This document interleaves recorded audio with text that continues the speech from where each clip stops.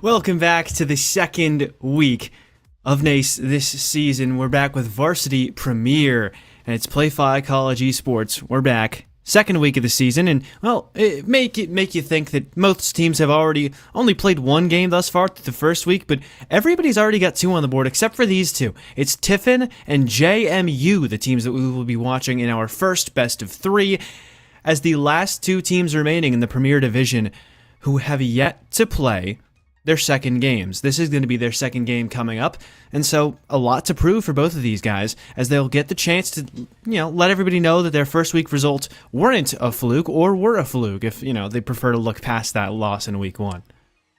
And no, yeah, one of these teams coming into this game being 0-1, the other one coming in 1-0. Obviously, it's just one game. We can kind of sweep that under the rug, kind of sweep that away, especially because of the teams that these two teams came up against. Tiffin went 0-2 against SJSU Blue. They're top of the leaderboard. They're looking incredible as always. We always talked about them being a good team, and even with newer players, they still look as strong as ever. JNU Dukes taking a 2-0 victory against RIT White, but they're at the bottom of the leaderboards as well, going 0-2 and not really looking all that strong. So even though there is a slight difference between the outcomes of the two games that these two teams have played, realistically, we could see them come into this game with equal footing. Yeah, and I think it's fair to point out that the teams they played against in week one as well, because we only have that one game to go off of, but the teams that they have played against in both cases have two results to go off of, and so a lot really to look at coming into it. And for the maps that we will be playing today, it'll be Border and then Bank, and then we'll be ending with Clubhouse as map number 3 should that be necessary. It's Border up first. That was the map selection of Tiffin, and so JMU getting to choose the side that they would prefer to start on that, though Border, can definitely stray kind of even. I know there was an NAL game on earlier today where it did favor the attackers a little bit, JMU deciding that they come from the more traditional school of thought and that they'd rather start with that defensive side first because, well, traditionally defense a little bit more favored on most maps, all things considered. But definitely not a death sentence for Tiffin, right? Because the attack has a lot that they can really get done on this map, so excited to see how this one starts off. Tiffin coming into this with a lot to prove. They get to start off on the map they wanted to go to the most, and it's not even like they're starting on like a sky attack or something like that. They have a lot they could get done early. Yeah, no lair, no labs, just Border Bank and Club, some very standard maps out of our map pool. Even kind of Border has moved its way into being a more standard map. We used to talk about it being like, okay, defenders need to like swing a lot because it's an attacker sided. It's kind of one of the more weird of our map pool. But again, especially with the implementation of Consulate, Lair, and Labs, it's kind of shifted into that middle ground of being something that is more well known. It's quantity along with Bank Club. Very standard maps throughout the map pool. And from a very even game with these two, we could see it go the distance. We could see just how these teams play on more standard maps. As we get in, not necessarily the most standard of ban phases thus far. Ram, the one that I can notice very early on. In terms of a Border ban, you don't see a ton of Ram banned a lot. She does definitely have her own niches. Clash taken off the board as well. So JMU really just deciding they don't want to deal with any shields that can do any expanding. But I am intrigued by the Ram ban a lot, because there definitely are applications for her as an operator, but you don't feel like it's ever so oppressive that it warrants getting taken off of the board. So Tiffin, I'd imagine, might not want to extend up as much. At least that might tell me, because, if you're holding the top floor, really there isn't much application for the Ram to begin with if you have that control. So still, interesting ban there, interesting ban of the Clash as well, but I can see that with JMU. Maybe you think you're the better team, you won week 1 and Tiffin lost, and so you want to make sure they don't do anything too crazy, and that when you're walking in as an attacker, you can actually shoot everybody that you're walking in and looking at. So definitely makes sense. If you feel you're the better team, you don't want to let them get too gimmicky. Take out the Monty too. Can also kind of allow for avenues of that, as we'll be starting on the top floor for the James Madison defense. Well, on the top floor attacking for Ram, there is actually some Ram tech. I know you think this is absolutely useless, but It's Dude. kind of goofy and it's kind of cool. Okay, so I almost made fun of you for this, but I was like, no one cares. no, he's not gonna bring it up. I will. There's a very specific thing that you can do with ram drones where it's actually the destruction is an area of effect in the hitbox of the entire drone.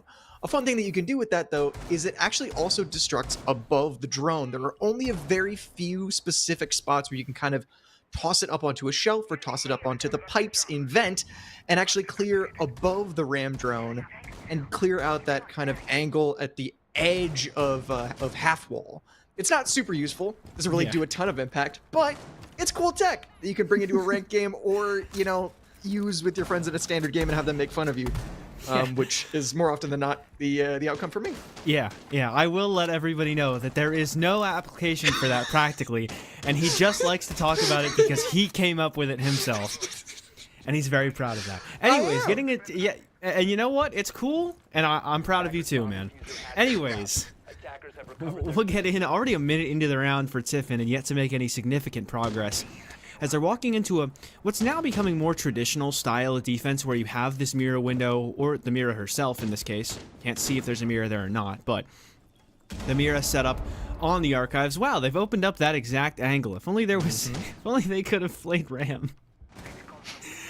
But anyways, Shadow's actually downstairs looking for the first kill, and he will find it onto Undying Light. So you're buck down early, not able to pressure anybody or do any real damage onto anyone inside of Armory Lockers, and right after that, yet another kill for the defense. So it looks like Tiffin wanted to try and pressure the players away from Armory so they could start to take CCTV, but they've lost 2 in the process of doing that. So a pretty rough start for them. Shadows is completely misdroned on the first floor. That's the one thing, is that if you're working vertical, you need absolutely spectacular info. You need to clear out first floor before you enter. A trade comes through from Skylight, but it's still a man advantage for the defense, and they absolutely double down on it. Double kill for Swaggy. Does he know that there's one cutting him off from below? He does not. A trade for Tiffin, but it's, once again, still man advantage for JMU. The early round still goes their way, and with 45 seconds, these two members are forced to stack up east and walk into angles pre-held by JMU. A 3-1. And Jorb, the last alive needing to piece anything together, just gets shut down by JMU. Yeah, JMU do everything that they want to. It feels like Tiffin not expecting so much to be held from James Madison, and they really struggled to get into the building. I like the idea with the buck downstairs, but it didn't find anybody, and he was flanked onto. So Tiffin kind of doing their best at reacting and responding to what JMU present to them. But JMU seeing that, aware of these strats, and even if, you know, that buck downstairs in Armory Lockers, I keep calling it Armory Larchives because Armory and Archives is the, I don't know. But the buck in vent below Armory, not super common, but even still, they're able to adapt super quickly and get that first pick just because they were so ready for everything that Tiffin brought out. Meanwhile, it felt like Tiffin still barely even know what they just attacked into. And we've already played that full first round. Hopefully they'll have a bit more good fortune coming into round number 2. As on that first floor objective, you're not able to hold so much of that second floor as well. So maybe we'll see some of the entries and those entry points for Tiffin be a little bit more successful. And then JMU will actually have to contend with a serious take of their extension. Hopefully they can fix the info game, because that was a real problem that I spotted for Tiffin's attack in the very beginning round. They did actually do an okay job of kind of droning out the first floor, but they just didn't fully drone, and Shadows was able to hold a pillar, and there's a drone like a few feet away from him, but on the other side of the pillar, and they just didn't drone around the corner at all. One adaptation out of Tiffin, though, is they're keeping this Jackal. Hopefully they actually use that on the first floor instead of playing that on a Skylight for a trade. But the second pick out of Tiffin, and the real adaptation, is that Dokkaebi, which, even though she did receive a nerf very recently, is still super useful at helping roam clears. And after 45 seconds, which the time is about to hit, really, really helps the initial clear. That initial clear still not quite coming out, as Tiffin, for the second round in a row, struggling to get into the building early. He will start to make some progress, and Swaggy P, though, is able to take down Living. And a very good early advantage. He started to recognize where this entry is going to come through for the attack, and he might just have the angle onto a player on Repel. The walk-in from Box, not expecting him to be here at all because he's doubling down on this aggression. And although Jordan able to play pretty quickly to trade off that information gathered, it's still a 4 versus 2 now that Shadows has stepped in and gotten another for James Madison. They keep doubling down on these aggressive positions, and Tiffin, not the readiest in the slightest. Undying Light able to trade out his teammate, but it looks like he's getting swung on by even more aggressive defenders from James Madison. And even though he's been able to make it out of Armory with his life still intact, he's got to pick up that case and kill 3 remaining players or find some other way to win the round with the case in hand at least. But even still, it's not looking so great for Undying Light. Long angle from inside of the office, not going to find him, and he'll just try and reposition. And even with a minute left, and even when you're playing Jackal, and theoretically you should have as much of an advantage as you possibly can have in this situation, based on how we saw the first few seconds go of this round, I can't see him getting anything. Yeah, it's just a closeout from JMU. They had all the tools that they could have possibly needed to make that attack and make that early round clear go very well for them. They changed onto the Dokkaebi, and the early round slowness that was definitely a mistake out of Tiffin, and we were kind of talking about even in that round, could possibly have worked into their favor, because if you spend 45 seconds getting into the perfect positions, then you have a Dokkaebi call already at your fingertips for when you actually want to take space early on in the round. But instead for Tiffin, they take space without that info, without any drones, or without any Dokkaebi calls going out, and the first to die was actually that Dokkaebi. So she died with full utility in her pocket, nothing used, nothing helped, and the drone game and the info was still as bad as always for Tiffin. It was just kill after kill after kill from a Vigil sitting in a corner with a Boss G, and even after he finds one, he just continues to peek and somehow also catches a sledge completely unaware of where he's playing. The info game for Tiffin has just been failing at every single piece of the map, and JMU are just running away with it on their defense. 10 seconds to insertion. Yeah, you have to see Tiffin really get into the building before they always are losing some kind of body. Whether it's just one or it's multiple or Attackers are heading out to the regardless. Now they got to attack back into sort of a setup in Armory Lockers again. This time around it's just to try and hold the site below it, though, as James Madison will go to Vent and Workshop, their tertiary objective for the round to come, and very far extended. I mean, just look at it. You've got an Aruni in break, East Stairs for the Vigil. They are running around the entire map hoping to catch these entries from Tiffin, because they have the confidence that if they're able to catch that entry fight, they will win that entry fight as well. Seems some immediate pressure on the site itself, but already dissuaded by Hayden, as Lovers is now just going to sit below that Osa shield and hope to find an angle on someone sitting behind the half wall. Yeah, usually I'd say that this is a little bit of a defect for the defense, is playing so incredibly disconnected from each other that if you lose a pick, then there's no one to trade you directly.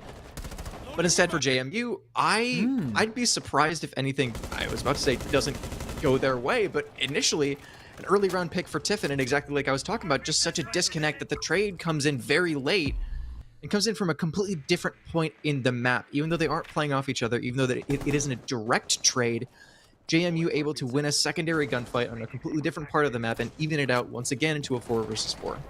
Yeah, that's one of the more, like, trade is a very generous term for what we just saw there. It just so happened to be 2 kills within the trade timing for one another, and Hayden gonna find yet another onto Undying Light. What started is the best round Tiffin have had so far early on has quickly turned against them in blickies. What an outstanding play. It's not an interaction you see an awful lot, but it looks like when the Osa's got her shield out, you can knife it and then take a quick hipfire headshot before you're even fully ADS'd. It's only Shmuel and Born as twins who could do anything left about this round, and, well, they're not too close to one another. Shmuel just sat inside a jail, but Shadow's very aware of this position. Shmuel gonna fall back, set up a claymore for the run out, but obviously heard by Shadows, so he's gonna just shoot that out and then go for the run out right after. Does hit the shot. He stands still to try and avoid the EE1D, but you can still be seen outside. It's not gonna matter though, because from up above, they'll lock it out. JMU get 5 kills in a row to respond to the first time Tiffin can take an opener. Yeah, you talked about that being the best start for Tiffin, and I completely agree. Instead of just disconnected, having zero info, just getting caught off, or something like that happening, that only happens after they get the opening pick. They get a great start, and then instead of grouping up and playing the man advantage, playing to trade off of each other, and playing all of the benefits that man advantage gives you, Tiffin just continue to swing 50-50s against JMU, and they're 3-0 up. Obviously, you should kind of play a little bit more passive, not give them respect, because then that just gives them way too much space. But if you continue to swing JMU like you have been doing, sure, it might net you one opening pick, but then you're just going to get completely swung and traded, or yeah, generous term, but Yeah. the man advantage is going to absolutely dwindle. And for Tiffin, it didn't really seem like they ever grouped up. It didn't seem like they ever had a consistent, okay, we're playing from here to do this. We're doing this checklist to get to an execute at some part of site. They just had an Osta playing off events window. Some people trying to clear CC, but not trying to clear with each other, an opening pick, and then everything just crumbles because JMU are just better individually. Yeah, it feels like it feels early to make that declaration, but from what we've seen so far, it seems to be the case that JMU are individually winning these rounds out and finding a lot of success in those individual departments. As a matter of fact, Shadow's so confident in his own skill that he's spawn peeking with the RG-15, and not many people really meeting him there. As, oh no, Bourne tries to walk up on the balcony, but he is spotted and dealt with. I don't even know if he was spotted yet. It might have just been a sneaking suspicion, but it's still an opening kill for Hayden all the same. Yikes. Yeah. And that's not, again, you said maybe he was spotted, maybe he wasn't, but either way, it's not that JMU are kind of playing together off of each other, playing off of the Fenrir's, playing off of all the traps that they have. It's just Shadows swinging top east and finding an opening gunfight on someone who's completely unaware for Tiffin, and even though they try to trap one person in a corner, James Madison are just able to get away because of a reload and Undying not having any other teammates directly off of him to trap and hold these cuts for him when he finds someone trapped in a corner. Tiffin really not establishing much control anywhere, much presence anywhere at all. And I get the idea that the initial idea was to go for an archives rush, but you can see that JMU they're chomping at the bit to take a fight against anyone who tries to walk into the building. So they tried to go for that archives play, but they did it so slowly that JMU had already decided to swing the archives balcony before anything had been done for the Tiffin attack. Now it looks like they're going back towards that archive side, but they're going to meet a lot of fire as they try to do so, as Jarvis sets up quite a large amount of, they're not Shamikas, but it is the Shamika launcher. It's just, there's fire in the way now. With 50 seconds left, Tiffin have to deal with that, and their case is in a very different position. Matter of fact, they're all in pretty different positions. I'm not totally sure what the plan is. The only person who made progress into the building was Undying Light, but he just died. Blickies gets another one onto Living, and now it's just Jorb and Shmuel who have to work together, and what a quick shot from Shadows. It might just go flawless. Jorb at least able to get one. Okay. Recoil allows him to get a second, and he'll live on just 15 HP after that engagement. 15 away from death. And if he gets swung on too aggressively, it's safe to say that he won't be long for this world. Blickies shuts it down, and JMU dominant in round 4. Yeah, you're talking about the fact that the only person on Tiffin that was able to get any space was Undying Light. He spotted what very well could have been a gap, but the fact that James Madison had gotten all of those picks off of just dry swinging angles means that every single one of those traps that they had from the operator lineups were still up. And the second that Undying Light walks into that archives position, he's hit by not only an Ella Guzmat canister, but also a goo mine in his heel, and he's forced to completely jump out of sight, waste about 5 seconds, and also the second that he repeaks anything, they'll be keenly aware of where he is.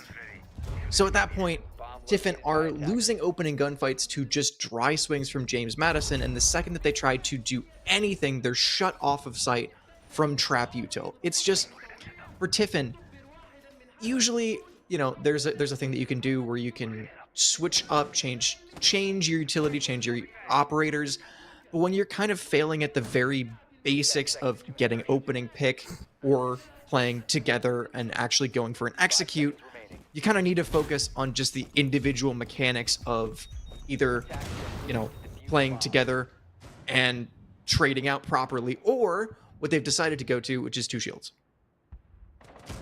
I like it. I think that's a really good idea. I like that you pointed that out, because I was going to say that, in the current meta, if you're having if you're having a very hard time, you're struggling a lot trying to get into the building, shields are so powerful at the moment. The low strategy.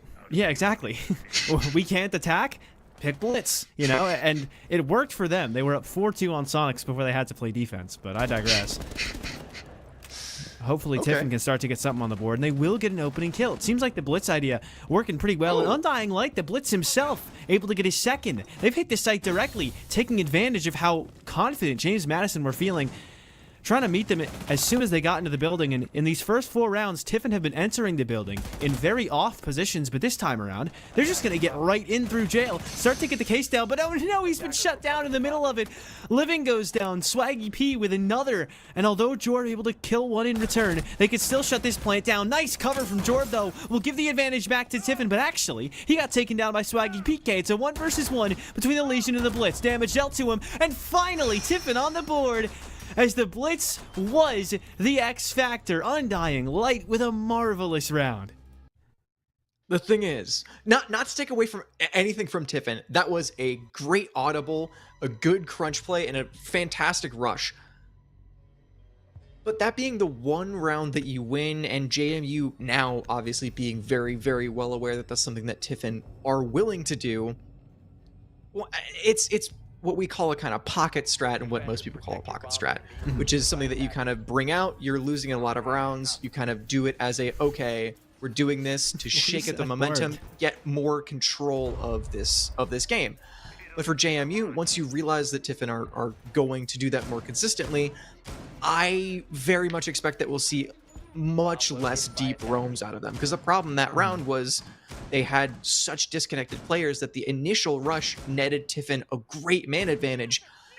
But towards the middle and tail end of that round, JMU, once they fully had all gotten back to site, the retake was really going their way, and it got really, really scary for Tiffin, even though the early rush went their way.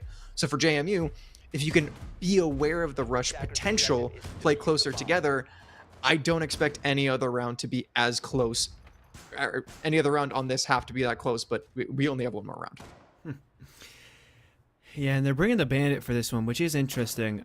I was going to say, notable lack of that kind of EMP util on the attack, but they did switch Living over to the Thatcher instead. And it seems like they are slowly but surely starting to get a read for what James Madison want to do. You're bringing the Nomad for what I think is, well, it's not the first time, but you haven't been bringing it every round, and they've certainly been running out quite a lot. Claymore's set up as well.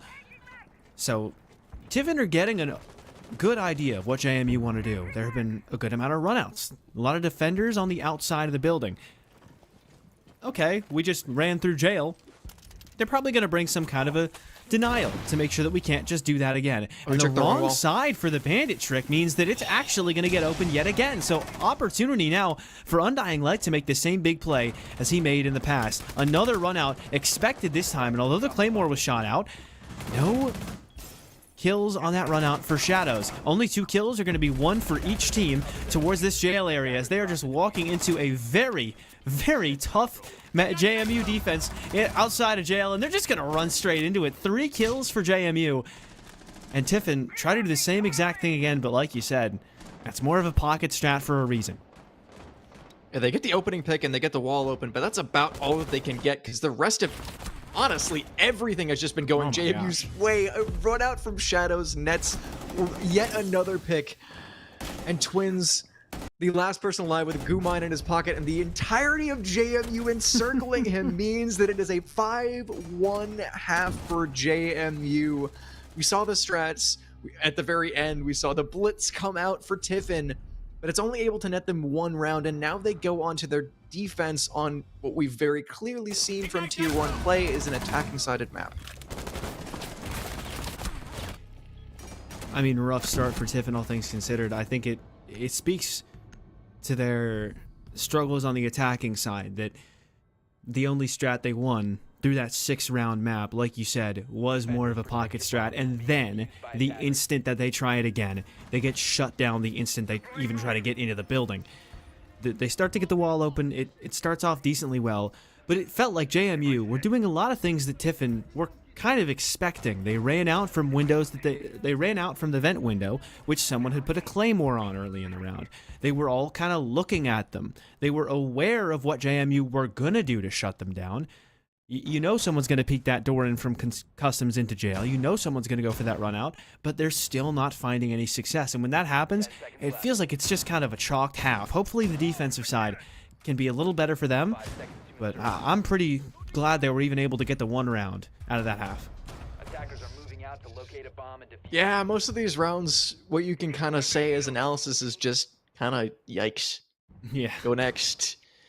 And JMU on their attacking side have chosen to go for no true hard breaches. They have a secondary hard breach in the pocket of either Grim or Buck, depends on which one. But either case, I don't really expect that they will need as much dedicated hard breach, because if you clear from the opposite side and if you go office side over, which it seems like they're going to do, taking CC first, then you don't really need dedicated hard breach. Well, early start to the round, it would seem. 4 people already dead, maybe about to be a 5th, as Undying Light able to catch the flank onto Shadows. But it seems like JMU no longer have control over the site that they once called theirs. They only really called it theirs for a point in time. He didn't even realize that they were right next to each other. Hayden was looking in there, but I think it was the chunky hollow scope that prevented him from being able to see the Legion, and the Legion just didn't even recognize it. Too many opportunities, too many threats all around him, and Tiffin not able to neutralize enough of them. I'm not entirely sure there how Tiffin have a Malusi and a Fenrir, and somehow the IQ is able to just walk in completely uncontested from archives and take a fight towards top east. That should never be able to happen. When you have that amount of tribes, when you have that amount of space locked off by, I mean, ideally something that will tell you exactly when somebody walks in those types of areas. He just kind of walks in, takes a few gunfights, and completely breaks the back of Tiffin's defense, while the entirety of the rest of the defense is just crumbling on the opposite sides of the map as well. JMU, I mean, we talked about Tiffin's attacks being completely disconnected. That was a disconnected attack from James Madison, but it just works because every single one of their players just find gaps, completely exploit them, either take down those trap utility pieces and then just burn through sight, or otherwise just win straight up 50-50s and get Cali kills and just steamroll Tiffin. But either way, match point for JMU. You could see a very quick end to this map right now. I see a very quick end when I look at the bottom left. At least a very quick end to this round. Blitz, Amaru, Cali, and then Dokkaebi IQ. So it could still end up being normal, but something tells me that it's not going to be. As very quick progress for James Madison in terms of the control they have. Aggressive armory door already being opened and damage dealt to a couple of attackers walking up on this site. The problem right now is that Jorb is the only person over here. Undying Light able to get the first kill on a swaggy PK. That C4 could get something, and Undying Light could also see another, and so he's got 2 kills out of this corner of CCTV. Could even kill the 3rd if he pops up at the right time, and Undying Light, Undying in CC, just sat behind the horseshoe desk and kills 3 for it. JMU have been having a great game. We've been talking about how their individual skill has been better, but Undying finally able to make it work. And Shadows, though he's able to get on the board for his team, his other teammate has died, and Jorb will close it out. Tiffin on the board in their defensive half. And what a great time for them to be able to piece together a round like that. JMU with once again a completely disconnected attack, and kind of just walking directly into feet holes that were held by Undying Light. He got so many kills just holding what is a very default part of CC. That's one of the angles that you need to clear. It's just as any attack on pretty much any site on this map, you need to clear CC because they can have angles like that to shut down armory.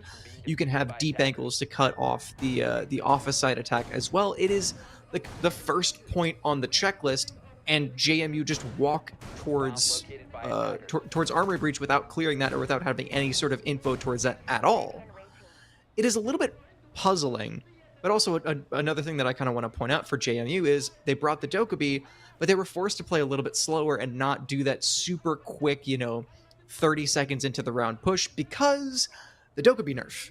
They're forced to slow down just that little bit, and a few members getting a little bit out of position, walking into feet holes, or just being slightly disconnected on timing could very well have been solved by being able to use a Dokkaebi call super early on and realize, oh, there's somebody back in CC.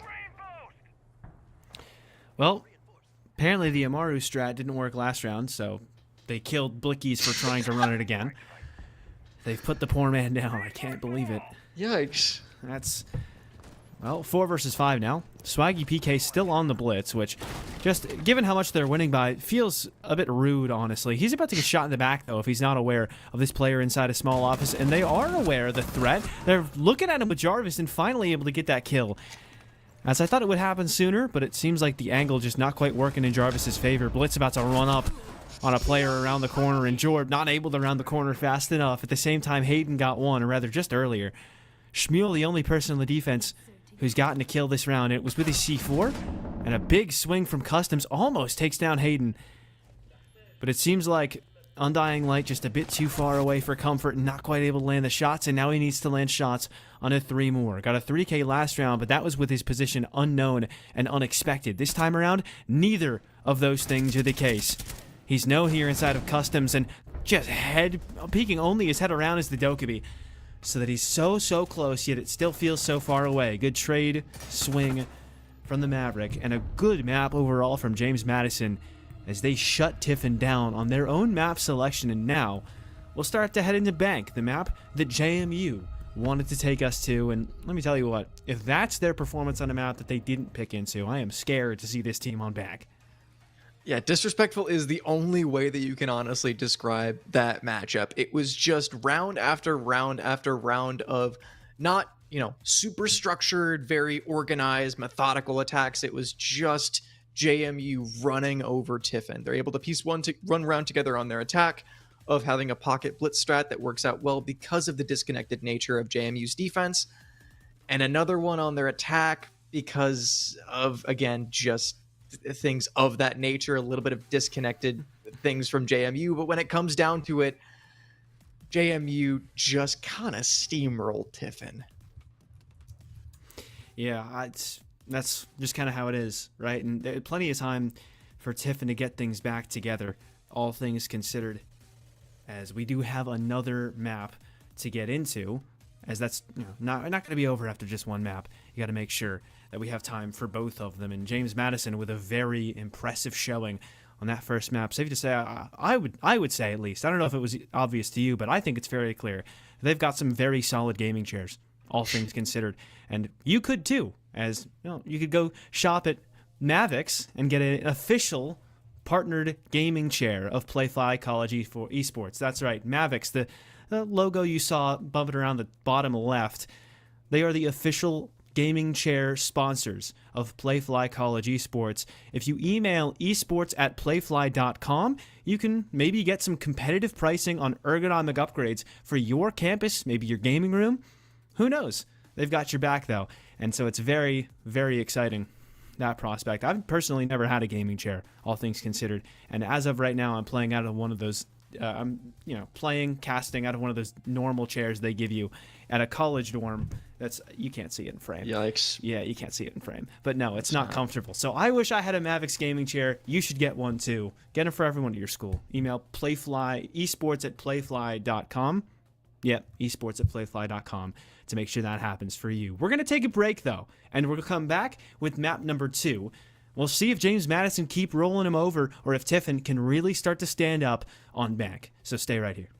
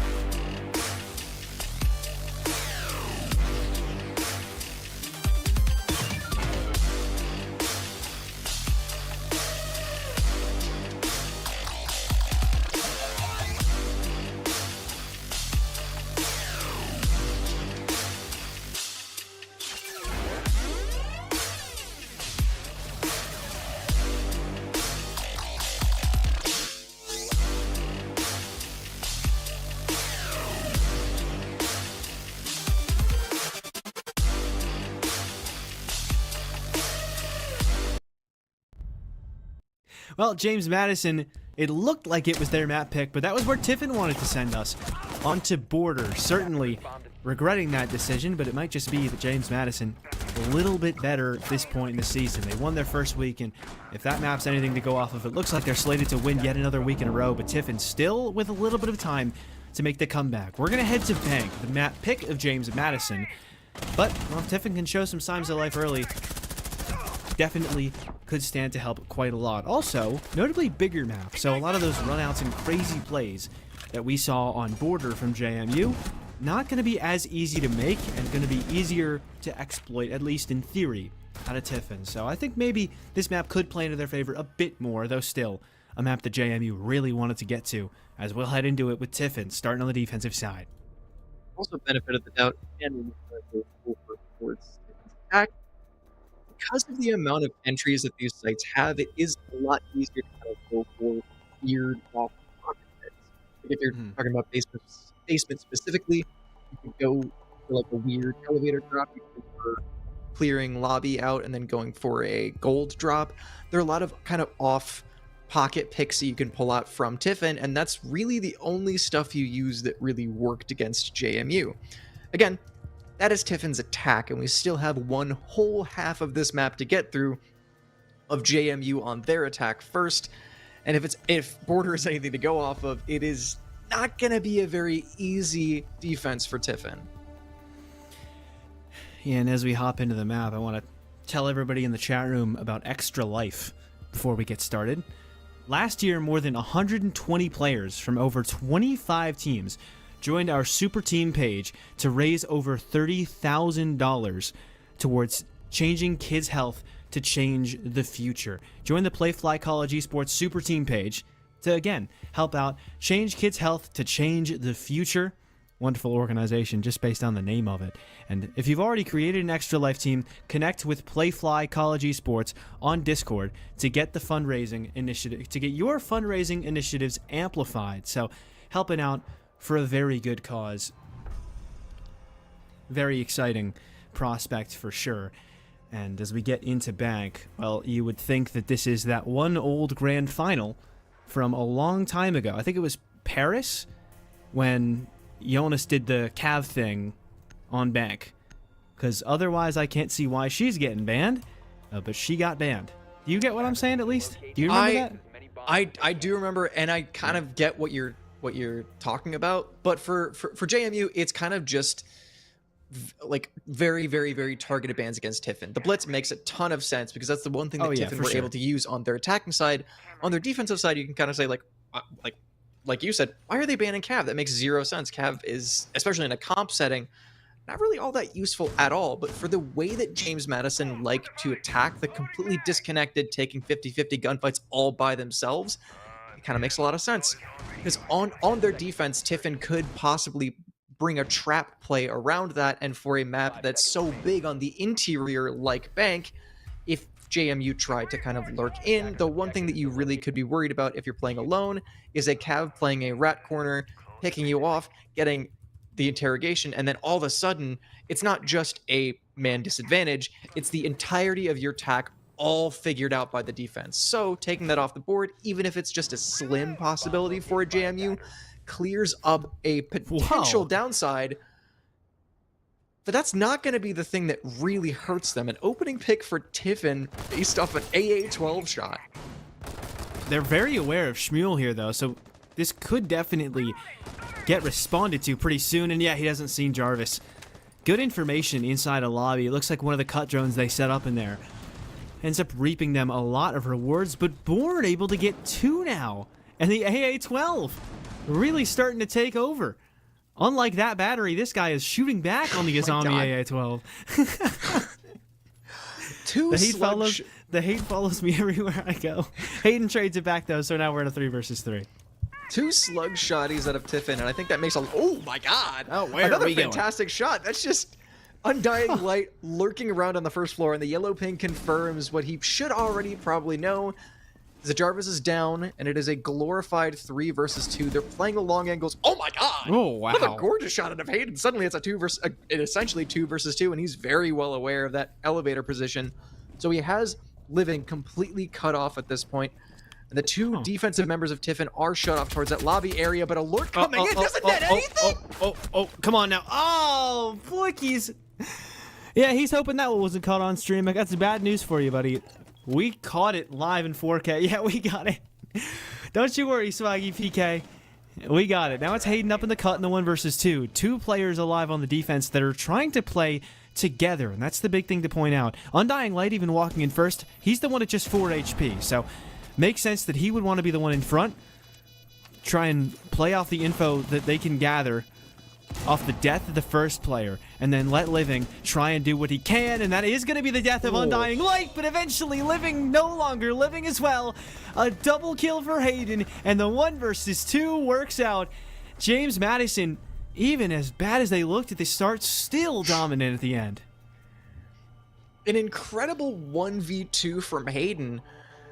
But if you look towards the entirety of that round, that was just kind of a Hayden round. Besides this one pick, he was able to find so many trades, so many very late... Oh, God. We put this in the replay?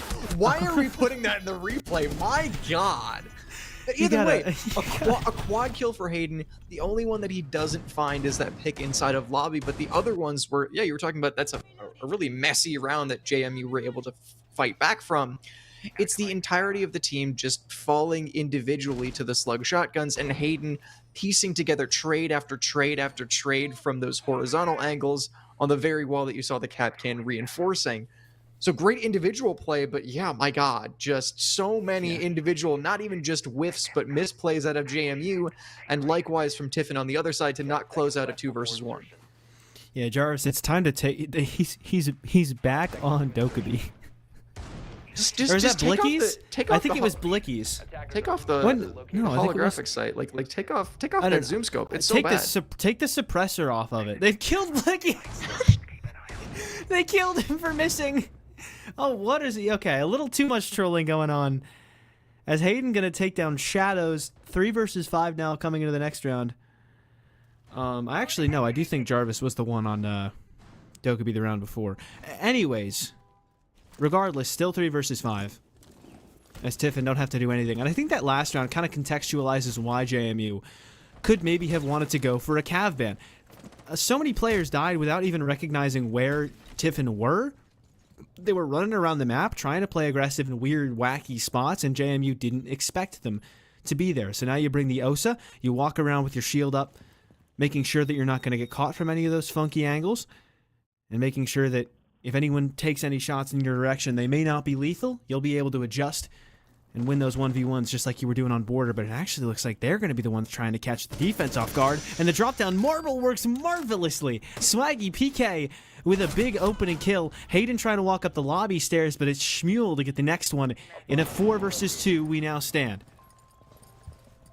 But JMU have complete control of site. Yes, they have a huge man deficit, but right now they're doing a great job of equalizing it if they don't quite walk into... Oh, God! No. A great wallbang out of Living as Lovers. Traded from Jarvis, but at this point it's a 1 versus 2, and he's 7 HP. He has to pick up plant, get it down, and also protect himself, and he won't be able to do any of that. Living as Lovers takes him out, and honestly, great job out of them, but it was a 5 versus 3 that still ended up being a complete site retake. Yeah, I mean, solid try by James Madison, given that you were down 2 players from the jump. I won't try and guess as to why, but even still. Oh, Blackbeard was spy. That's why. Blackbeard was spy.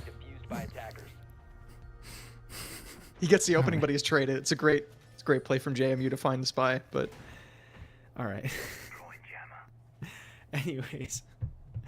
So, yeah, JMU, better job there, not dying a lot early, at least to the defenders, but Tiffin still looked pretty comfortable winning that round. Now they'll head down to the basement, more traditionally considered the better site. Interested to see how they play this one. It looks to be very anchor heavy, all things considered. We've got a Vulcan canister on... the first call out that came to my head for that room isn't something I could say on stream, so I'll just call it electrical. But still, that's interesting. But even still, it looks to be very anchor-heavy setup. Kaid, Goyos, Mira, all the things that you would want to be able to hold the site itself against a pretty traditional push from JMU, and they look to be going real quick. One thing out of JMU, though, is that, yes, it is a kind of more traditional operator lineup, but they don't have more traditional hard breach. They're, one, utilizing that secondary hard breach for can openers, but also the Nook in the Pocket of Shadows. He's been incredibly impactful individually throughout the last map of Border, but also more recently with the Nook buff.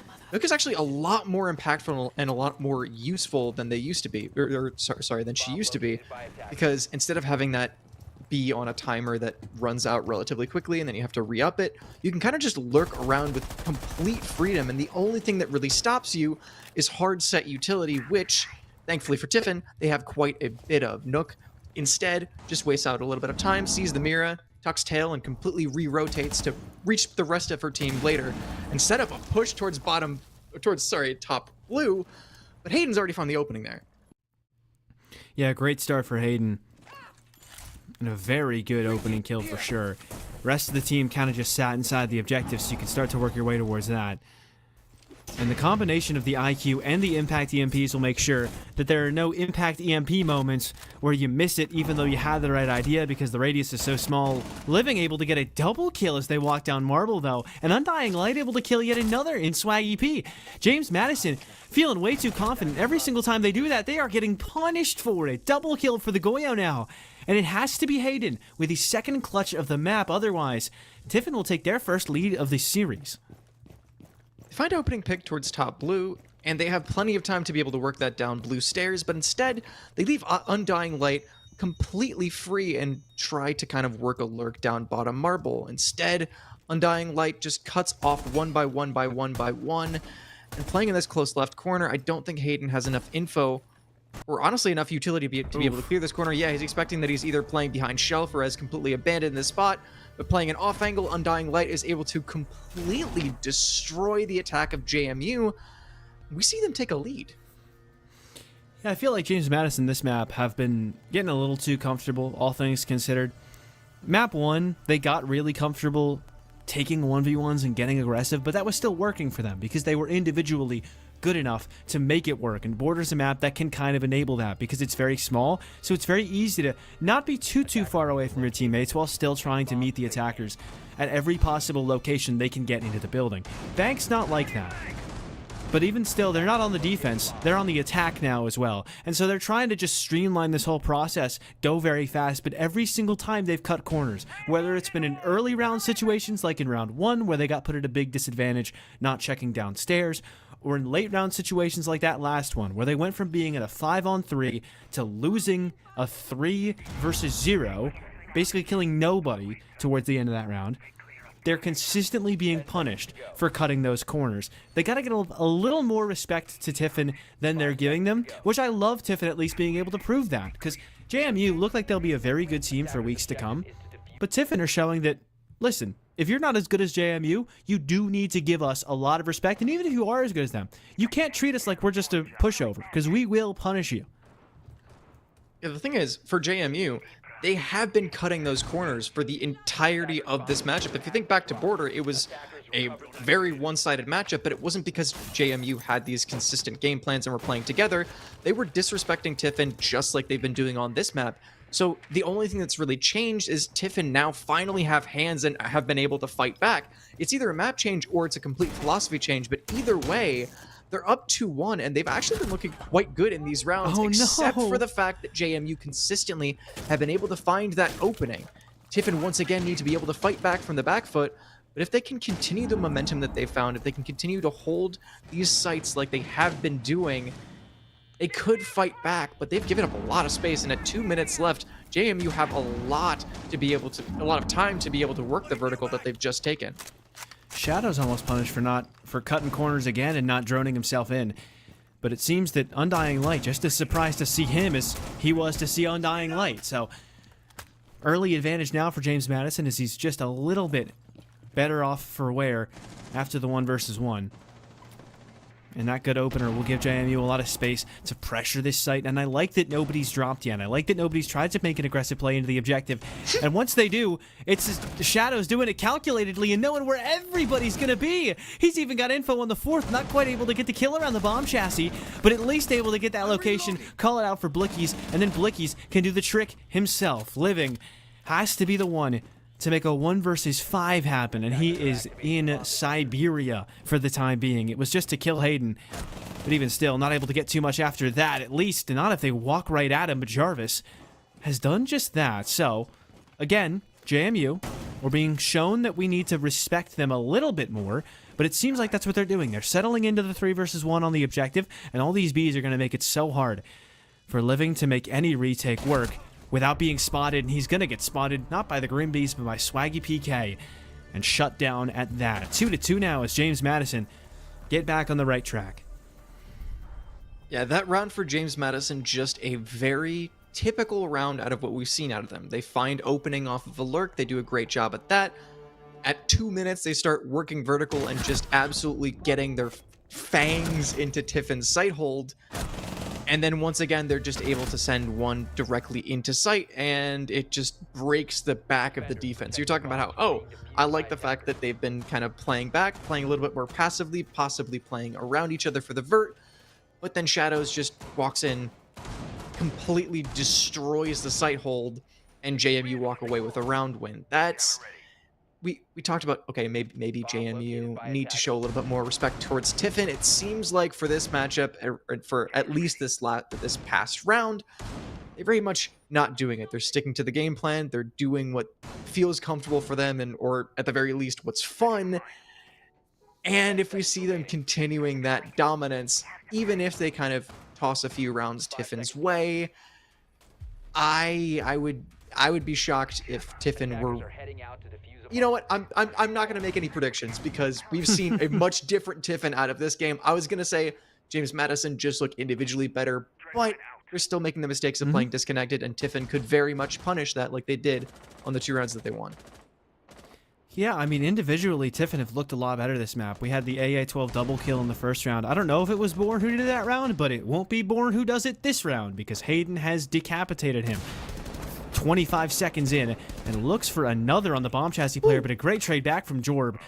Quick shot to make sure that that first kill goes responded to 10 seconds later. And good responses there from Tiffin. We don't always see that same kind of urgency to trade their teammates out from James Madison, but Tiffin very clearly trying to stick together and trying to, like you were talking about, punish James Madison for going to individually and make sure that it's at least a 1-for-1 early, and Undying Light might just make it better as he's again, on this deep roam and looking to catch some attackers out, but Shadows, the attacker himself, has caught out Living and given the advantage back to James Madison. And at this point, once again, they have so much time to be able to clear utility, but they just throw their bodies once again. Even as they're able to get these advantages, if Tiffin can keep fighting back like this, they can look really good. Undying Light just playing an off angle that James Madison just swing into. Another trade or another disconnected pick to be able to get man count back for JMU, though, means that the last two are stuck in this corner, but it doesn't matter because Shmuel finds a double kill. It's just Jarvis in the 1 versus 2, and he's still on rappel, still looking for a pick towards sight. Ooh, and Shmuel might be able to catch him out. They've got info on Shmuel, though. So this should not be successful, and in fact, it isn't. Great shot for Jarvis, and we compliment Tiffin on their ability to play off one another, but that was not a good example of it. Shmuel dies with no impact, and now, not even the information that Undying Light has been given is necessarily going to help, because Jarvis could reposition anywhere, though making it very known where he's going to come from. Very obviously pushing out of Janitor here, so he just needs to land the shots for Jarvis! Against the odds! That wasn't a fight you had him slated to win, but he wins it anyways, and JMU win the round with it. A 1 versus 2, still one from James Madison. Once again, that is the storyline for that round, and once again, it is just devastating for Tiffin because, especially compared to the previous map of Border, they've been able to fight back so much better. JMU finding a great opening, finding great individual plays, that's fantastic, but Tiffin have actually been playing together. We saw that 2 versus 1, they're playing like really, or sorry, the 2 versus 2, they're playing really close off each other, even if that Bandit is, or sorry, that Fenrir is not able to take down that player walking up Spiral, the secondary player playing in Elevator would be able to trade. They're playing shoulder to shoulder, and it's working out for the trades very well for them. Up until the last two, when they try to set up a pinch, and the timing just works out so much better for JMU. They're just making mistakes right at the very, very, very end. And for JMU, they're still not really adapting because they still don't really have to. Once again, they find openings, and even though it kind of gets traded out and Tiffin fight back in the mid-round, even as it gets down into a 1 versus 2, JMU just win it off of individual plays. They've been doing that a lot this series. And when they haven't been doing that, it's because they're not ready for where Tiffin are. I feel like that's the general theme. When James Madison are aware of what to expect, it's been going well for them. Even in that last round, Tiffin got 4 kills. I'd say 3 of them, maybe 2 of them is a better example, but half of the kills they got last round kind of came as a result of not being expected in those positions. And now you may think that Jorb shouldn't be playing in that spot. However, you wouldn't think that Jorb would be in that spot at all if you were attacking. So, honestly, don't hate it. It's kind of playing into what has been working for Tiffin thus far in those unexpected positions, but for now, not fleshed out just yet. There's already a lot of pressure getting put on the site by James Madison, and we've gone a lot longer this round without a kill, but Shadows is just going to walk into Janitor. He is undisturbed by the Fenrir, by being so far away, by the threat on his life, and he's just going to walk into the site now. Hayden gets the opener, but it seems like we're not too long from another kill coming through for Shadows, or at least site control, as Hayden's just going to continue to walk in, continue to dominate, and Shadows is in the other objective. They're not going to be ready for him this far forward on this cutoff angle, and surely Bourne's going to die for it. Hayden gets a triple, has a stolen by Shadows, but it doesn't matter because it's a flawless round for James Madison, and that is what will happen if they lock in this series. It's been happening, and it is going to continue to happen, it would seem, as they are trying to prove to everybody that they are not here to get upset today. I have my head in my hands. Like literally, okay. Shadows walks in, finds a perfect gap towards Janitor, or what he thinks is a perfect gap. That's a great play from JMU. You spotted a gap, you're pressuring, and you're creating a pinch towards that trapped player of Jorb, because even though he is in that kind of unexpected corner, when he tosses out that C4, he gives away his position, and 2, he's still locked down in that corner. So for JMU, you're looking to create a backstab, and that's exactly what they do. They find a gap in Janitor, they walk through, but for Shadows, he walks directly into a Fenrir mine, and that should just be his death. At that point, Tiffin, you have the info, you know exactly where he is, and it's not a 50-50 gunfight, it is a 90-10 gunfight. But they don't have the default rotate into long desks, so instead of the Azami being able to play off of that rotate, swing off of the Fenrir, and just shut down that pinch while also being able to then lurk through that area and help Jorb maybe get out of that position behind desk, it just all falls apart because Shadows just walks directly through sight with 0 contestation, even though he has a trap that theoretically should have been his death. For Tiffin, you have the right util, you're in okay spots, but it's just I can't even call it little mistakes, because not having to rotate there is just kind of crazy. But it's these like small either utility mistakes, utility misplays, or people not playing directly off each other that's just killing you right now. Yeah, literally, figuratively, in every sense you could say. Is James Madison kind of playing into that surprise factor a little bit. Everybody on the basement for now, except for Shadows, who's in open, just trying to make a play. But he's basically up there himself. It's Swaggy PK all the way on the second floor that I think Tiffin won't be ready for. And this big of a map, they were struggling to clear all of border, right? You're not going to full clear bank. That's just not how that goes. It's like twice the size or something. I don't know the actual number, but it's very difficult. And you're seeing them getting punished for it. Their entries into the building are getting shut down from other angles as Jarvis gets 2 from the same exact angle. Now behind the shield might just make it flawless to Swaggy PK. Shut down another, the bailiff, not quite enough. As again, it's Undying Light consistently. I would probably guess the top fragger across the day so far for Tiffin, but not quite able to get a second. And though he'll keep it from being flawless, it's basically all the most there. And James and Madison dominate their first defense. Yeah, a bit of a consolation kill for Tiffin at the very end there, but yeah, like you were saying, it is essentially a flawless just without that actual flawless being earned. It's just kill after kill after kill, and instead of that Osa assisting the play, assisting the push, and using it like a shield that you're not able to use because despite, I mean, unless you want to count Fuse as a shield operator, the other shields have been banned out in the form of Blitz and Monty. So theoretically, you should be able to use the Osa and take space like that, but instead they try to play it for picks towards dirt, and JMU just completely disrespect the shield, disrespect the util, and it seems like that's just been the story of the night. JMU haven't really pieced together a super cohesive playing off each other attack because they haven't really needed to. It's just disrespect. On their defense, instead of playing around shields, playing around utility, playing around even the traps that they had set up throughout the entirety of the map, they don't do it because they don't need to. It's just disrespect from JMU, and they're still just crushing Tiffin.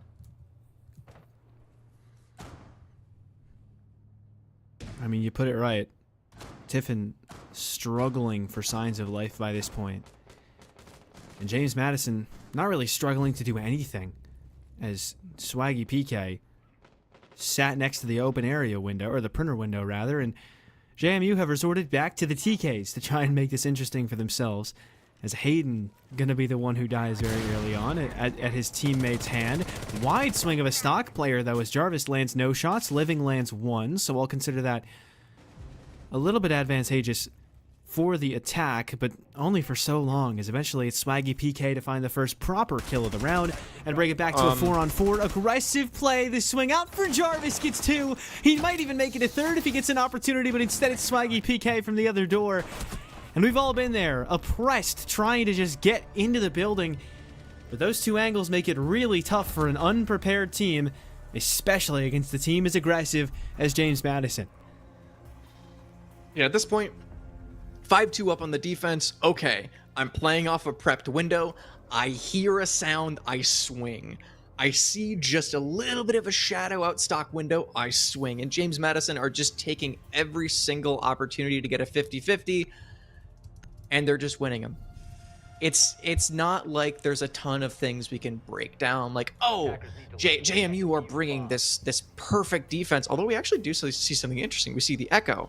I don't expect that we're going to see it played for, plant denial or anything. I expect that it's just kind of going to be to maybe assist shadows or assist other people, or an ACOG. Actually, yeah, that's a great point. Playing it only for the gun and not really for the utility. I was thinking, okay, I was even thinking benefit of the doubt. Okay, you're using it to assist the aggression of James Madison University. You're playing it to be able to drone out your teammates, but I was like, oh, that would be interesting. Yeah, no, you're right. That's the thing that sucks is I'm trying to think like, oh, they're using it for this, for this. I got you. They're using it like Gemini on the old makers, like Deepak on Fnatic, former Rogue. Really calling back here. Nope. I mean, yeah. I watched every single game of that SI. Gemini on old makers. Every single. That is. I watched every single match of that SI. That's interesting. That really is. That's the one where CAG beat two of the best teams in the world and managed to not get out of groups. That one was awesome. Anyways, James Madison, early run out aggressive, tried by Hayden. Not going to find much other than a couple of bullets to the chest. None of the heads, so he'll be fine. Just stim himself back up because he's Doc. But that one a little bit too predictable. Even Tiffin are going to be ready for that. And will manage to punish you for it as well. But naturally, Shadows has seen that someone establishes themselves in one part of the map, but they're going to get punished for it. Born as twins. Shuts him down real quick. And the Ella now the first one dead on that defensive side. Yeah, honestly, at this point for Tiffin, you can kind of just pepper a few shots through a window and just hold the angle, because that's exactly what is going to win for you. Born as Twins just shoots a few shots through printer window, immediately baits Shadows into a full swing, and he goes for it, and JMU... What? Why are you looking away? They're going to swing everything. I was just talking about how you're doing a good job of holding cuts because JMU are swinging, and then he turns 180 and shows JMU his back. Why are you... Be aware, they're going to swing. No, that's my color point. That's exactly what I was expecting out of the round. And that's everything out the window because JMU are just running away with it. This is just not... Well, at the very least, you were right about how they're using the Echo drone, because Jarvis is sat on that and running around the map, making it really annoying to be on the attacking side. You can't see anything. You're getting exploded from below, and eventually you will die. Shmuel, 1 versus 4. And I've seen this situation before. I've seen this film, but I've never really liked the ending. Gets hit by the Boss G shot and the Yokai shot, both at once, basically in unison. And with that, it is a dominant 7-2, 7-2 series victory for James Madison. They come in and take care of business over Tiffin, setting themselves to 2-0 on this season and sending Tiffin down to 0-2. Yeah, that's about as dominant as you can get without a 7-0. If Tiffin are able to piece together 4 rounds, yes, you could call that a benefit of Tiffin's play. You could say, you know what, great job, you're able to piece together 2 against an objectively incredibly strong team, especially from what we've seen tonight. But if you're with us at all throughout the entirety of the night, those 2 rounds that were pieced together from Tiffin were kind of just James Madison doing wacky stuff, trolling, and I'd like to say that James Madison then kind of locked in and then destroyed Tiffin, but nope. Those 2 rounds were thrown away to Tiffin, and James Madison just kept doing the exact same things and just pieced together an absolute destruction of Tiffin. I mean, they had the Blitz Rush round. I think they won that by their own volition. That was good. I don't know. It's definitely, this is what happens sometimes with collegiate, right? We have people across all skill levels.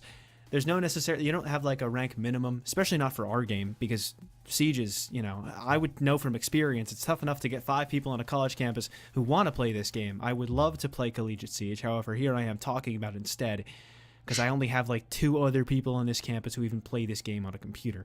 But anyways, that can kind of lend itself to, you know, matchups like this, where one team just feels a little bit better than the other. They don't have to take it fully seriously, and that they're able to get big wins pretty simply. We may have another one like that coming up as well, given that we're watching SJSU Blue, who are 2-0, go up against RIT White, who are 0-2.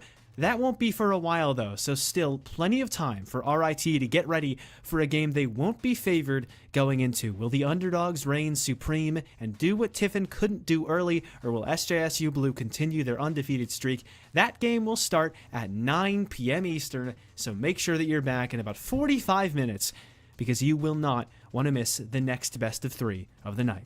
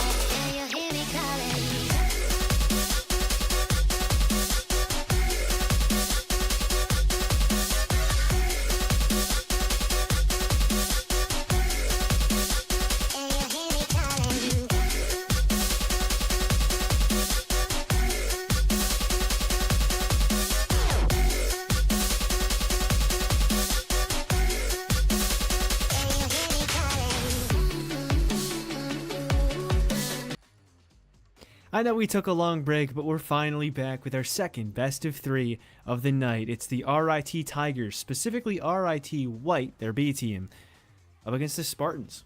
It's going to be very exciting as we've got a 2-0 team up against an 0-2 team. 0-2 RIT yet to do anything. Meanwhile, San Jose State Spartans have yet to lose a game coming into today, and they're looking to prove that they can continue to take control of the standings. As you already mentioned to me before the show, they are atop the standings across the whole league and trying to prove it against a team who has yet to prove anything. Yeah, you're talking about this potentially being an interesting game, but this could very well be yet another best of 3 going the way of our previous best of 3. Hopefully not in the exact same way, but like you were talking about, top of the standings versus bottom of the standings, SJSU versus RIT. RIT are winless going into this. SJSU are anything.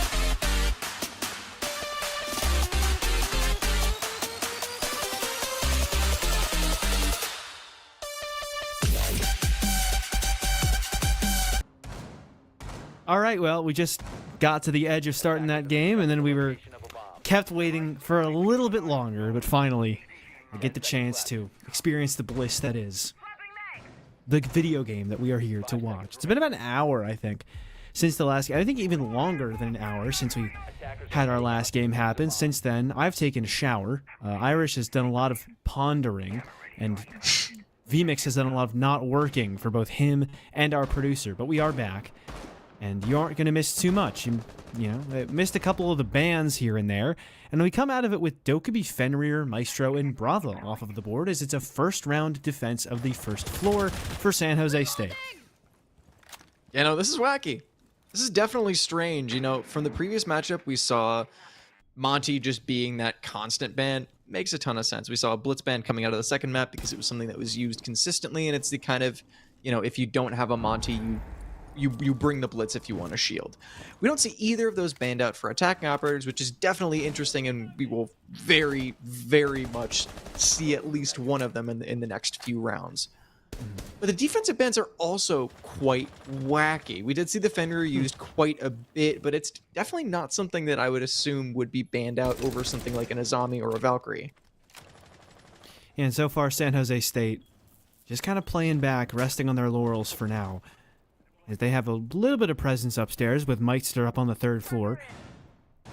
But nobody really getting too aggressive. Not actively holding a lot of space for the time being. Just waiting for RIT to try and walk forward and take their space away from them. I think Red Hall is a very notable gap at the moment because they can start to walk up on Denny.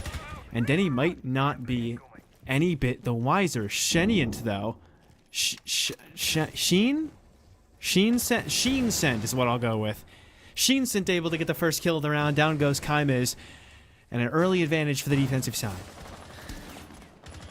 And already a lot of pressure over towards Bakery. They have this main wall open. And honestly, at this point, even with a minute left, they have all the space that they need to go for a push. They do still need to be aware of that coat check area. But as long as they can either smoke it, or they don't have any smokes. Never mind. Yeah. As long as they can actually pressure and press forward, but they need to also be aware of this flank that Shent or whatever has set up. Another pick going towards the defense, and despite the fact that they've gotten a lot of space and very early on, they haven't pushed off of it, and they've lost so many people to the flank of San Jose State. And now RIT finally going to try and challenge that flank in Red Hall. But they're not really going to get a ton out of it. Pyro in a solid position to make a play if he can only find the timing, but he can't. He'll die to enter Asylum. Flawless round as Asylum will close it with a double kill for himself. And San Jose State University.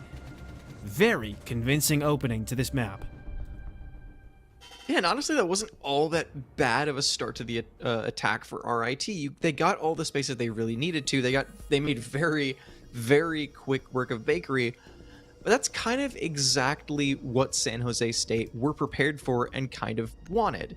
We saw a while ago the meta of this map, actually like years ago, the meta of this map changed to having those head holes in to hold kitchen all the way from coat check.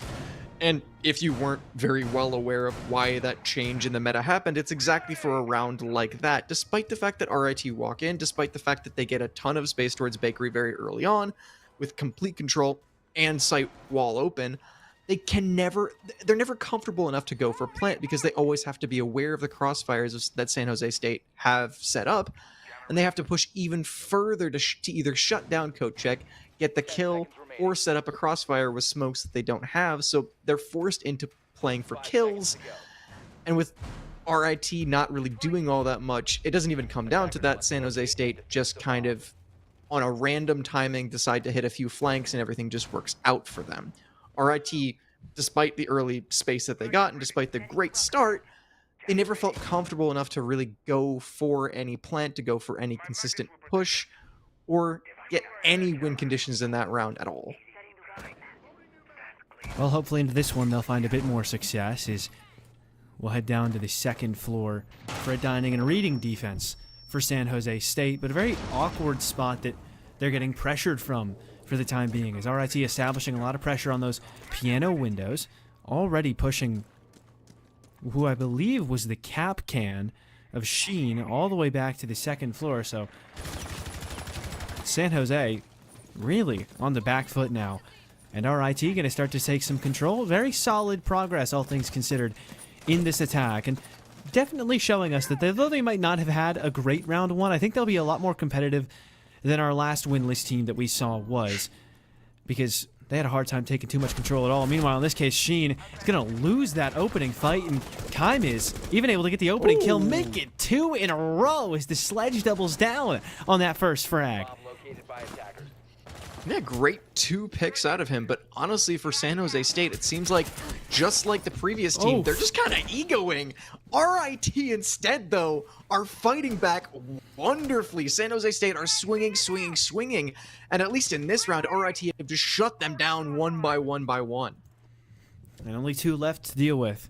It's Enter Asylum, who had a great round 1, and Denny, who hasn't quite done too much yet.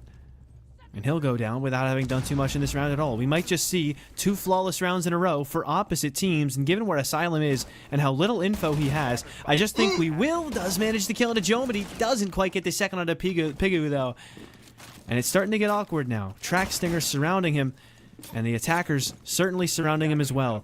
Being watched from down below, but actually not killed quite yet. Instead, it'll be Pyro to get that one closed.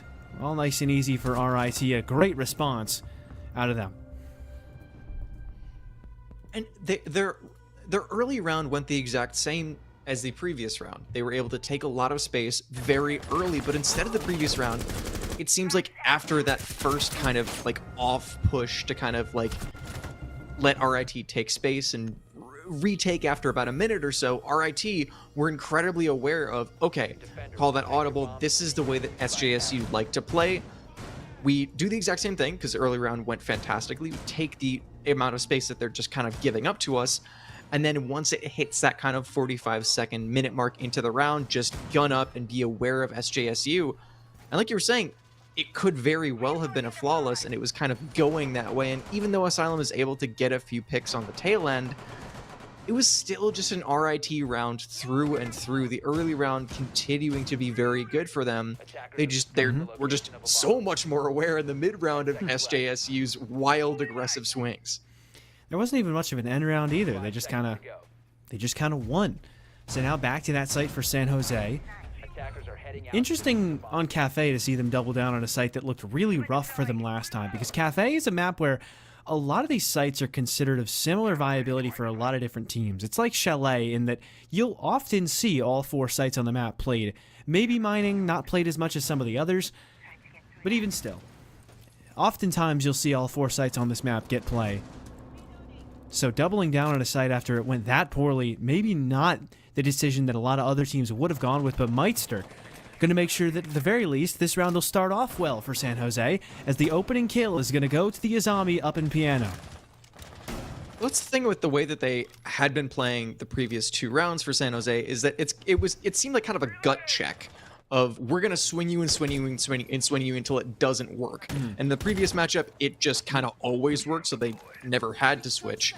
But for this, at least for this matchup, RIT fought back very well in the second round, so it's very easy for San Jose State to kind of play more concerted, more slow off of util. Like instead of Meitzer just taking a random 50-50 and possibly throwing his life away to an opening pick, he plays around his Kibas and still gets that opening pick very, very well, but off of utility. And the rest of San Jose State aren't swinging wildly for these 50-50s. They're calling off of each other and actually just not throwing anything away. Another pick towards San Jose. I doubt, yeah, that's a fantastic angle. It's not a 50-50. They're holding off of utility and playing a lot more, not passively, but a lot more smart than the first 2 rounds. And RIT definitely playing a lot more passively. I mean, you saw how fast they took this map control last time when they had a 5-on-5. The difference that 1 kill makes for this team is massive. They're going so much slower, and everywhere they try to enter, they're getting shut down. Enter Asylum. We'll make sure that Pyro can't enter White Stairs without going for it. And getting the kill at that. 2 players left on Red Stairs. No luck in Pigu. And not really much of a chance, it feels like, for them, as they are trapped in these Red Stairs without much of an exit. They're getting watched on their exits that they do have. And that avenue absolutely under control. Second flawless round that we've seen. And the only one that we didn't see be a flawless round was 1 kill away from being it. So both teams have won rounds by now. They've just both been won very one-sidedly.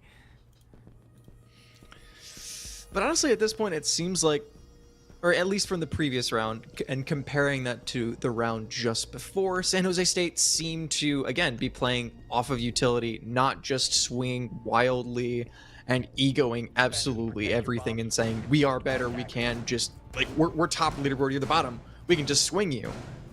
On that previous round, again, as I was talking about in the very beginning, they slowed things down, they were playing off of Kibas, they were playing nice, tight pixel angles for kills instead of just, you know, taking a very wide swing on RIT. So for RIT, it's once again up to them to see that adaptation out of San Jose State, swap up a few of these operators, and really look to change that. It seems like the adaptation isn't really exactly what I expected. I would have expected either like a vertical play that they've swapped off of, choosing to go from the Ram to the Nomad. It kind of looks like yet another horizontal take for them, and that's on the first round what really did not work for them at all. Well, who's to say it couldn't work the second time around? RIT notably going for a very different entry point in this round, as they seem to want to get all the way up to the top of the building, but Meister's right here. He gets two on the run out. How on earth has that been allowed to him? Pigu at least get it traded out, but the round has been chalked. You saw how slowly it went when they lost one player early on. Last round, well, try losing two. Still a lot of players up on that third floor as well, and this is a basement defense, but you've got Sheen and Denny upstairs. Not sure why a Zoto canister was used there. Must have been a misclick, but still, so much yet to deal with for this attack. And as Kai tries to get into the building, it's going to be tough. Already hitting a goo mine. Has a good idea as to where to expect the defender, but probably won't be ready for two up here. And though he catches the ping through the wall, not ready for the other player in Cocktail. And San Jose State are dominating this early round. Good trade back from Pigu, but there's still another player upstairs. And they haven't quite cleared out Sheen just yet. No Luck's got another, but here comes Derpy Doge tripling down on the third floor. This is a first floor defense, by the way. And they've still got Sheen undealt with here inside of Piano. Derpy's just going to get back to the side itself, and Sheen doesn't think that he can. And I guess I can't really blame him. Trying to get aggressive and might just find both of these players inside a bar, but instead sneaks around. He could just get back to the site here, but he doesn't want to. He wants to play for the kills, and he wants to play for that kill into Pigu. He'll take it, take the advantage with it, and then take his money and run. It's a 1 versus 2 now for Kai. Now with that Jackal scan, he's well aware of the fact that this Two-Brow has just dropped all the way back to site, and especially with that flurry of kills happening at the very beginning, there's really not a ton of vertical angles that Kimmy, or yeah, Kimmy Z, whatever we want to call him, this Jackal can open up. So instead, he's looking for that horizontal pick, looking for the swing, and Sheen is going to give it to him, but he's just going to take his head off immediately. SJSU going back to the raw aggression, but once again, just like the first round, it's going to work. No matter whether RIT want to go for a full vert clear or full horizontal clear, SJSU will fight them for every inch. And that was insane, right? That was asinine levels of fighting for every inch of the map, and making sure the other team couldn't quite take it. But I think that's what you need to do with San Jose State. It's got to be coordinated, but those are the kinds of attacks that RIT want to do. They want to take that space, and if it's free, they're going to see that and take advantage of it. That's what they've been doing previously. But RIT, well, they just weren't allowed to do it in that round. Quick run out. 2 players up on the third floor. So consistently playing next to each other and playing aggressive in ways that RIT aren't quite ready for. My microphone just fell. Yeah. I'm so sorry. So, I am so sorry. All good. Don't apologize. Just embrace it. There's nothing you can do about it. Just make it funny. You know what? Yeah, I'll just hold it up to my face now. Casting lesson. If there's anything you can't do about a situation, just make fun of it. My mom walked in on me once, and I just started laughing. No reason to get embarrassed. There's nothing I could do. You just gotta go with it. At the end of the day, at the very beginning of that round, there is absolutely no way that you should allow Meister to get 2. Again, it's a small mistake for RIT, and I'm kind of just harping on it at this point. But if you have someone running out of or jumping out of a window like that, it should be either no kills, or if you let one slip through, that's a fine mistake. Just trade it immediately. For RIT, despite the fact that they were aware of the just flat-out aggression of San Jose State on the second round, as we get down into that previous round, they were just completely unaware of it. But SJSU, just like the kind of first three in the rotation, they seem to have been falling back a lot more in this round. They're taking peeks, they're taking swings, but then immediately just falling off and relieving the pressure for RIT, letting a minute tick off the clock. And despite a few good drones out of RIT, not a ton of space held, despite Pyro holding this cross, though. That could net a kill on Denny later. Certainly could, but for now, the first kill is going to be found at a Kai. For Kai onto Derpy Doge, and it seems like RIT are starting to catch on. Did it fall again? No, I was gonna try to set it up while you were talking. No, but it's you know not what? very I'll just- subtle. I can, yeah, I'll just go for it. I'll just try and cast with it going on in the background.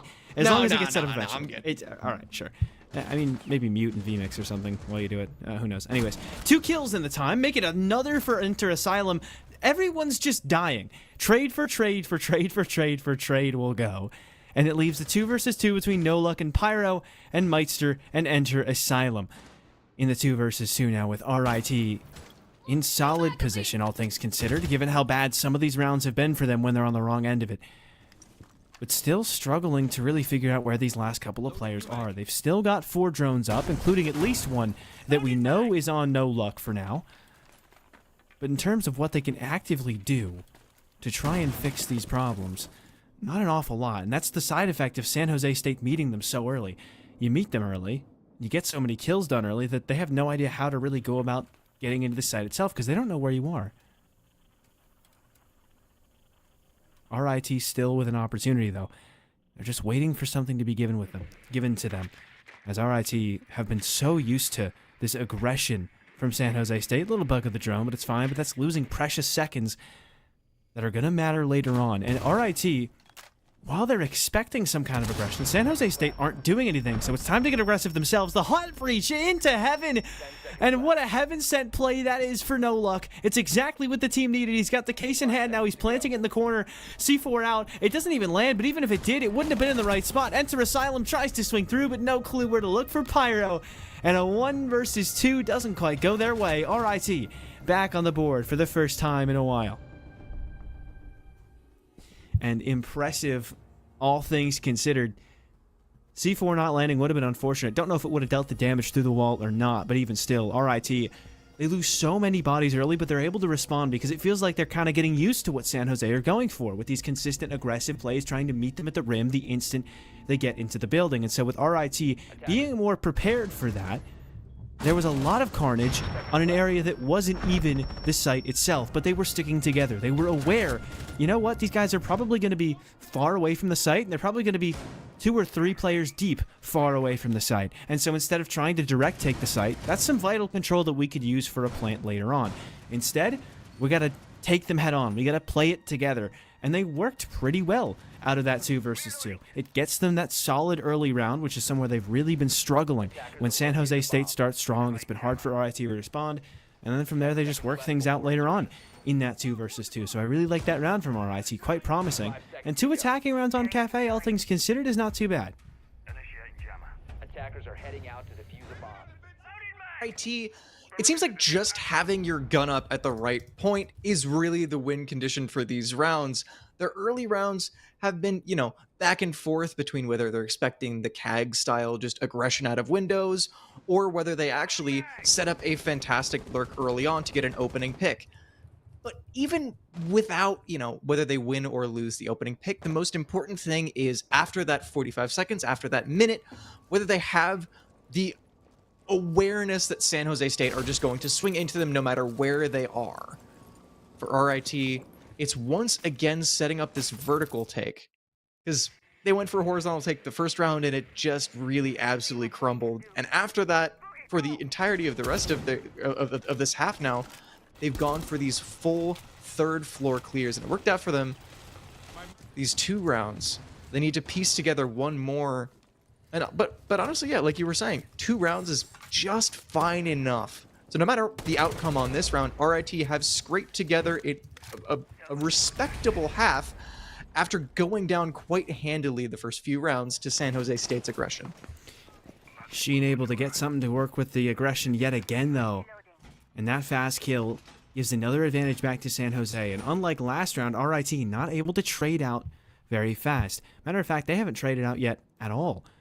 And so because Kai caught out a little too far, far away from his teammates, RIT now going to have to play from the disadvantage. And they look like a completely different team when they're playing from that disadvantage. It's not just a, stats thing where they struggle when they lose that opening pick. You can tell they go slower, they feel less confident, and now Sheen really trying to take it to them, but he just fires off a couple of shots and then waits, falls back and waits because he knows RIT are going to be worried because they've been so consistently aggressive on the Sharks, or on San Jose, not the Sharks, the Spartans. That's the hockey team. Still, they've been so consistently aggressive that RIT are going to continue to expect it, but there's nothing coming.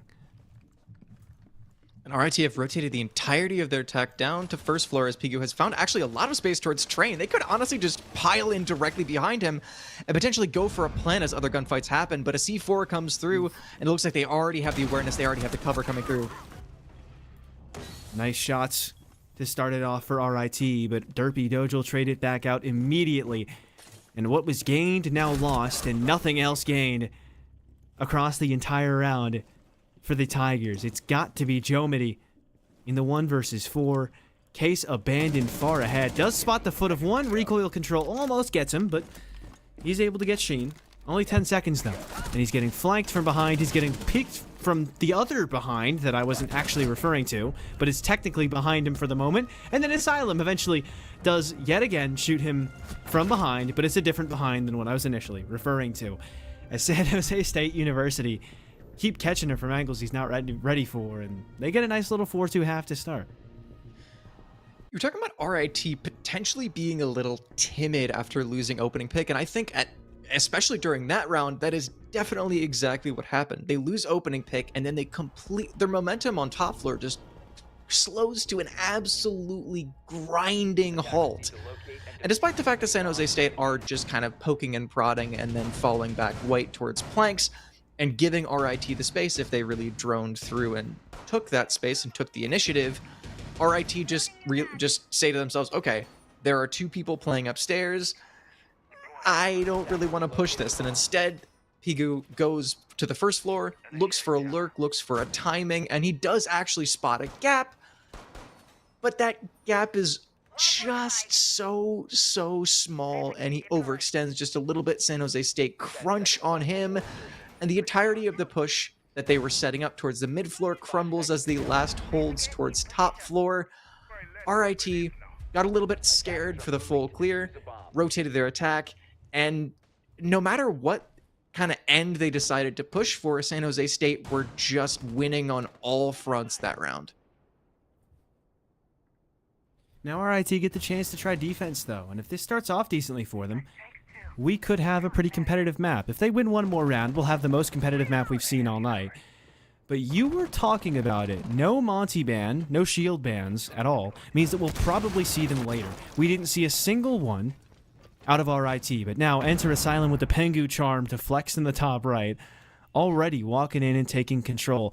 And that's something that RIT struggled to do, take control while pushing away any remaining San Jose defenders for a couple rounds in there. You can only imagine how much a Monty would have helped. San Jose State gonna pick up the big shield themselves and walk forward slowly, something that nobody wants you to do if you're playing on Montaigne. Yeah, that is, honestly, I hadn't even thought about that. That's kind of shocking for RIT's attack, because their horizontal clear was fine in taking Bakery. The one problem was converting that to an actual sight hit, converting that to an execute. But that could all have been remedied by a single shield just covering plant. For RIT, again, round after round after round, it was an option that was left up on the board that we saw them not pick into. So for San Jose State, they've immediately chosen onto it, but RIT's complete vertical dominance, even as San Jose State try to pressure from below, is netting 2 players on 1 HP and an opening pick for San Jose State's attack. Really rough situation for honestly everybody. I don't feel like anyone's comfortable. This is just one of those situations that results from no more vert nades, as here comes the shield player and enter Asylum. Will enter the bathroom and take Asylum there for just a moment, taking a kill with him, and Denny with yet another. It's Kai left on 1 and Pigu left with basically no hope. At least Kai got his, had as many kills in this round as he had HP left just before dying. There's no chance Pigu's getting a single thing as the shield rounds the corner and makes it a 5th round for San Jose State, as these attacks don't seem to be any worse than their defenses. That's why he's a talking point. Of course, if you have seen any Tier 1 play, any recent play at all in Rainbow Six Siege, you have seen a plethora of rounds like that where it's just a Monty rolling through every single hold of the defense. It's honestly, at a certain point, just oppressive to watch, and for San Jose State, that's exactly what ends up happening. 2 kills for Entry Asylum as he's able to just completely isolate the bathroom player. I mean, regardless, San Jose State were finding picks elsewhere, but in those individual instances as well, if you have the man disadvantage and a Monty is just running up on you and you're trapped in a room with the only way out being a vault rotate, you're screwed. And for RIT, that happens to 2 separate players in that round, as well as as well as the rest of the San Jose State, just absolutely murking everybody. So RIT, you were talking about, oh, this is a defensive map. We could see a lot better look out of them on the defensive side. If the rounds continue that way, it is going to be pretty tough to see a good round coming out of RIT, especially when it doesn't seem like they've brought a ton of super hyper-specific Monty counters, and San Jose State have picked onto it again. And SJSU continuing to play this Monty. Maybe RIT hope that it'll just go away if they keep trying to do the same thing as before, hoping that San Jose will try and make an adjustment, but there's no need for an adjustment. All there is a need for is Montaigne. And that's basically the meta for the time being, across the game as a whole, and across this little microcosm of it that we find ourselves in. The 5-2 lead for San Jose, and the Monty continuing to walk forward. Jomity with good reactions, but the C4 will do good damage, respectable damage, given that it's so hard of an operator to kill. But given that Meister just got the man advantage for San Jose State, I don't think that C4 doing half the damage to Enter Asylum is really going to be enough. And even though Monty isn't the kind of spearhead of the push, at least for the early round, he's not taking space towards Piano. He's not just, actually, now he is. Now he's just absolutely pressuring towards Piano. He allowed San Jose State to work the vertical with absolute impunity. And now, after covering his teammates, after allowing them to get any sort of denial off the red wall, being that mute, the rest of San Jose State have just rotated the entirety of their attack with man advantage, and with once again a player just absolutely cornered in bathroom and the rest of RIT falling apart. Yeah, falling apart is one way to describe it. I feel like they're just cracking under the pressure. Asylum having a hard time de-shielding because he's worried about getting shot in the feet, but even if he dies, there's so much power behind him that I don't feel like the other team stands a chance. And that's exactly what's going to happen. Asylum isolates the last player, and 2 times through, not a single win on that top floor bomb site for RIT White. Not looking confident for them right now. Yeah, especially when San Jose State are just going to continue, as Enter Asylum, just continue to bring this Monty. One of the things that I kind of want to point out, I mean, because that was a stop. That was just a Monty diff. Monty just not only helping the vertical below, but just completely destroying the site hold. One of the things that I kind of want to point out from that round as being one of the very few interesting points to kind of talk about is that we actually saw Monty use in a very cool way. Instead of playing him directly for the horizontal clear, because RIT actually did a good job of, okay, how can we counter this push? They're going to push horizontally. What do? We play a Valkyrie below, maybe have a lurk up, but play off of those cams and try to C4 the Monty or C4 the push later. San Jose State, preempting that, go for a vertical below, getting the mute jammers off, but also having the Monty play second floor instead of third floor early on, because that protects the vertical players of San Jose State, and also just completely shuts down the whole play that RIT were trying to go for to counter the push. So it allows for relative safety afterwards, gets them opening pick, and also just gives them the first minute to work vertical with, zero danger of somebody flanking.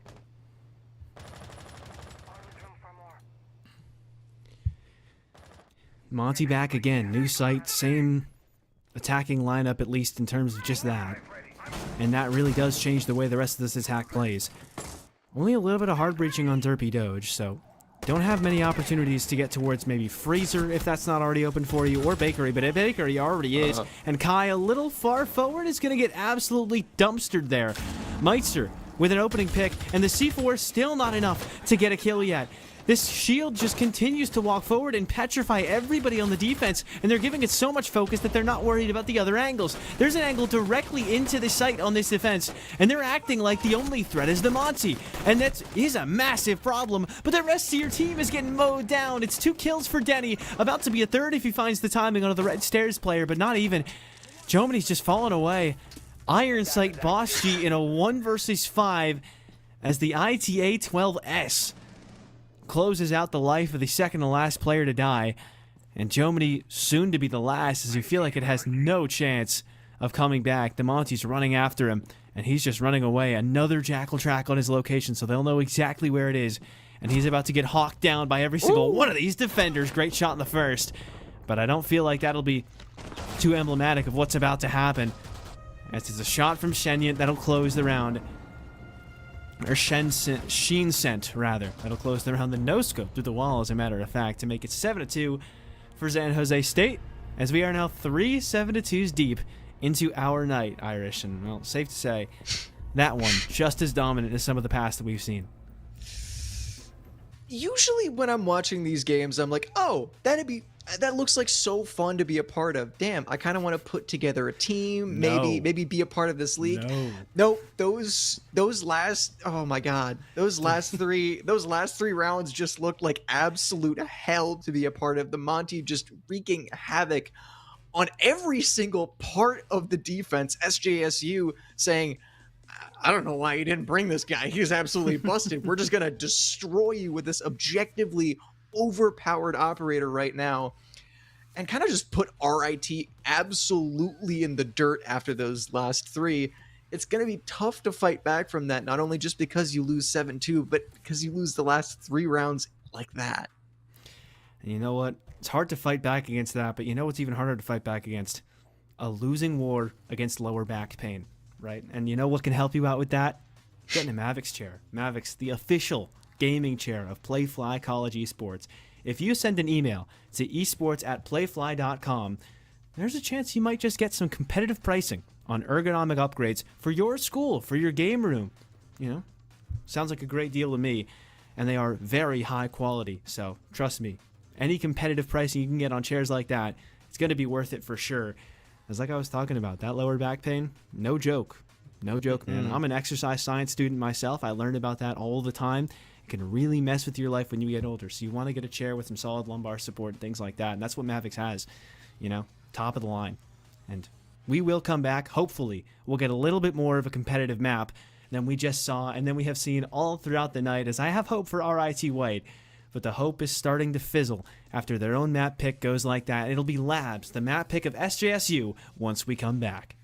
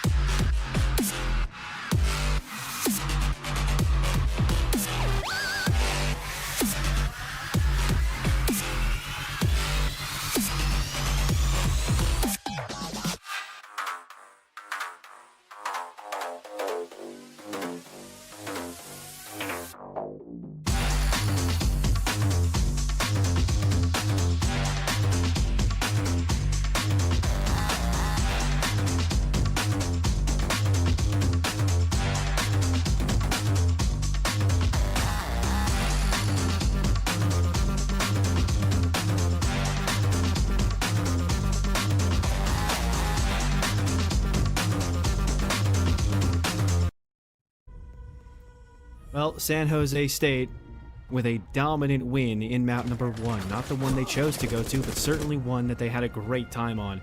And it started pretty competitive. We went back and forth after the first couple of rounds.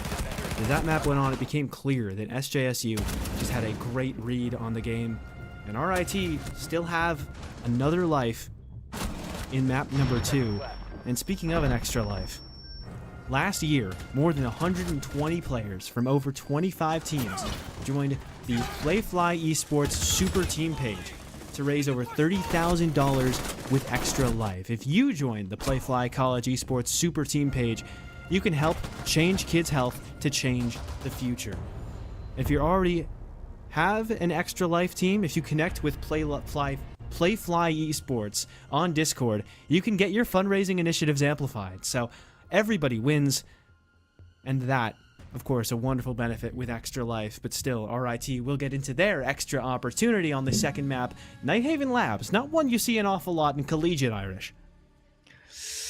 No, most certainly not. As we go through this operator ban phase, we see RIT's attacking operator ban first, and yep, thank God. Because, again, they, like you were talking about, they started the last map off very back and forth. 2-4 half was very respectable, and then the Monty just absolutely annihilated them. Going into this map, with the Monty ban, that was San Jose State's pick that just absolutely annihilated you. And on a map like Nighthaven, where, like you were saying, this isn't a very standard collegiate map, so maybe San Jose State, obviously they'll know the map, but they might not have as many reps. And this map leans defensive-sided even to the people who know it really well up in Tier 1 and have a ton of reps. So, going into this, it's a great place to start for RIT. You banned out the one operator that San Jose State brought a lot. You're on the better site of a map just to start, and also potentially a map that San Jose State don't know very well. If there was ever a time for RIT to really fight back after a game like that, to reset the momentum, to reset everything, this is where it starts. Maverick band. They must have had me speaking in their ear, like when we always play together. Personally, I don't think Maverick, just in silly games I play with my friends, the people who tried Maverick tricking always die, and so I never really like what he's left up on the board. I also just didn't learn how to do it myself. But take it off of the board, not for small, petty, joking reasons like that, but for genuine reasons, such as Maverick providing you a lot of flexibility when it comes to hard breaching that you may not have otherwise. Can open up some holes, namely on the bottom floor. Doesn't even need to Maverick trick the main wall, can just open up some sight lines through it, and that has enabled a lot of strategies in the past. You'll see Glazes play there sometimes. Can help a lot on the top floor because there's a lot of hard breaching to get open, and sometimes you want to bring something that's a bit more flexible, and also where you don't necessarily need to make an avenue in, just making a sort of cutoff angle. He provides a lot of help. But that's an interesting shield. I like that our observers pointed that out, because that's not one you'll see often. Again, this is a basement defense, but like many teams do, RIT going all the way up to the second floor with this extension. For the attacking lineup for San Jose State, now that they finally have it locked in, it's the Blitz. And you take away the Monty of Enter Asylum, he's just going to pick onto another shield operator. Now, I don't expect it to have the exact same absolutely oppressive impact, but with all of San Jose State going onto wall right now, and potentially the only person of Sheen playing this vertical, if they open up these sight walls and spot a gap, this could end up being a very quick attack. And that it is, but the Goyo canister was put there. They were aware of that possible threat, and the threat into the site already dispatched of, but that's only one of them. You still have the Blitz to deal with, and that Blitz not dealt with yet. Kai able to get yet another onto Sheen, but this plant still has to go down. It's a disadvantage for the attack, and Denny down to just 14 HP in trying to stick it. This retake already coming through, and the plant isn't even down yet. Pyro could possibly get on a drone and shut this down. He will manage to try and disable the Blitz, but he got a kill just before, so it's not going to matter. As RIT, this wasn't that bad of a situation for them, but it started to get worse, and it's only getting worse as Enter Asylum enters the bomb site and gets 4. Only one player left to kill on the defensive side, and if the Blitz has his way with him, it'll be a clean ace. 2 teammates left on pretty low HP as well, but he's just going to chase down this castle, and that chase down goes oh so well for him. An ace for the Blitz. You can ban out one shield, but you can't get rid of them all. and you can't get rid of SJSU just yet. Takeaway is Monty tried so desperately to stop that play that you know is coming. You can possibly slow it down just a tiny bit, but you cannot stop the bleeding. We saw an absolutely dominant map out of San Jose State, ending with a fantastic bit, a few rounds of shield play, round after round after round from Entry Asylum, and we start off this map not with a slow round, not with a methodical open up wall, go for picks, but continuing off the exact same momentum. I was talking about how this would be RIT's chance to reset the momentum, but San Jose State just continuing that steamroll. And that's some of the problem with teams that are really good at playing these shields. They're never going to ban them, and you can only ban one of them. You take Monty off of the board, that's fine. But on a map like this, maybe a blitz would have been wiser, right? Because Monty, you think about what Monty does, he can help enable some bigger clears on maps. Oh, excuse me. On maps that maybe aren't as big, like a map like Cafe. But on this map, it's so big that if you have a big roam, the Monty doesn't necessarily enable a rush the same way that a blitz does. And what blitz can do is he can kind of take those holds where you're all kind of far away from each other and hit one part of it directly, take that part out completely, pass the test with flying colors, and then get a good advantage for his team along with some solid control. So on a big map like this, blitz maybe a little better than the Monty, although they're both very good. And you're starting to see why, maybe against some of these strats that RIT have prepped, that blitz is going to be a real nuisance. Not going to apply as much in this round. This time, he's just going to more so run at people who are a lot closer to the side, a lot closer together. That is, except for Jomini, who's all the way down on the first floor in storage, trying to play for that bottom floor roam with 2 Thorn grenades still in pocket. It seems that this is their response to the blitz. And SJSU are just making quick work of this con site. It's a minute in, and they already have wall open and so much pressure. It seems like this Jaeger is looking to kind of retake a little space and possibly just delay out a tiny bit more off the clock. But at this point, San Jose State have this wall open. They have all the space towards control, towards connector, and they're already starting to work these Grim canisters in and pressure towards these site hold members. Derby Doge has already worked his way all the way up and pressuring into electrical as well. He's gonna take this swing. Isn't quite gonna find the kill. And he just boards up the door. He takes his kill and then tries to take the control that they can still get. Asylum hitting from the backside and is able to do a lot in terms of distraction, because San Jose now are totally blindsiding this attack, but it's still not working. They're still fighting back, RIT, and it's only a 2 versus 1. That first kill from RIT making all the difference, because even though that blitz didn't do anything himself, he distracted so much this defense, lined them up for his teammates. But even still, they isolate that threat of the blitz, and now turn this into a 2 versus 1. Denny needs to work his way out of this, but he's noticed a lot of space that they're giving him. This could possibly facilitate a plant if they're not going to swing him actively, and they won't just yet. The Thorn Grenade, though, will call out that he's walked in, and though they can't quite see him without walking forward, he's going to hop off the plant to try and deal with the threat, but they know they can just sit here. They can just wait for him and try and play this 2 versus 1 together, or try and catch him while he's on the plant, but he's just going to stick this, and they're not prepared for him to do that. It's already fully down, but it's not a problem because he himself is down right after. Jomini shuts down the Thermite, and though the case got down, this is not an econ game. You do not get any extra money out of that round for getting it down. It is just a straight up loss as RIT back on the board.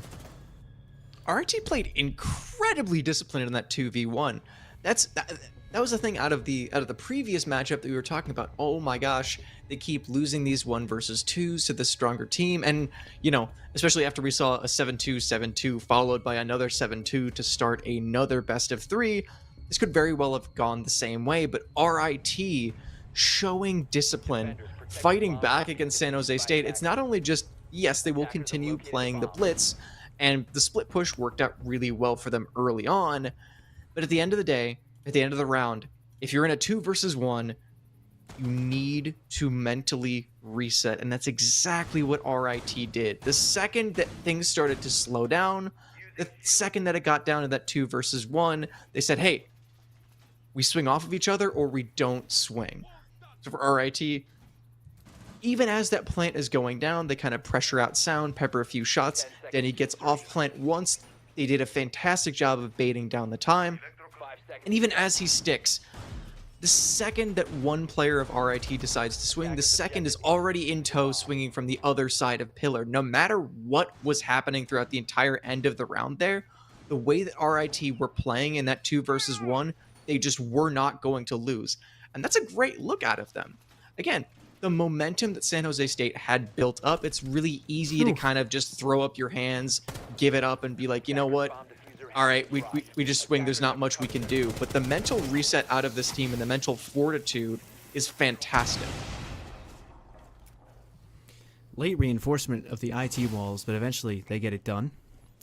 But that IT wall getting opened up means you could just sit someone right over there, and if you want to go for a blitz rush, maybe that warehouse wall, open that up with the Thatcher grenades, that's exactly what you can do. And I'd imagine that's what they're going to do. Asylum already prepped on that window, and he's just going to hop straight through. Nobody can hold the vert on this site because that wall is open. But Kai able to get a big kill into Meitster, and then another one for Kai because nobody's covering the window. You sent someone downstairs to try and play the vertical, and at least Denny's found a kill.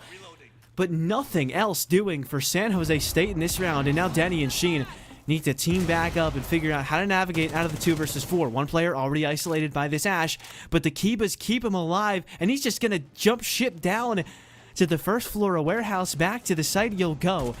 And that Azami keeps himself up, but Denny and Sheen able to respond with one more kill each.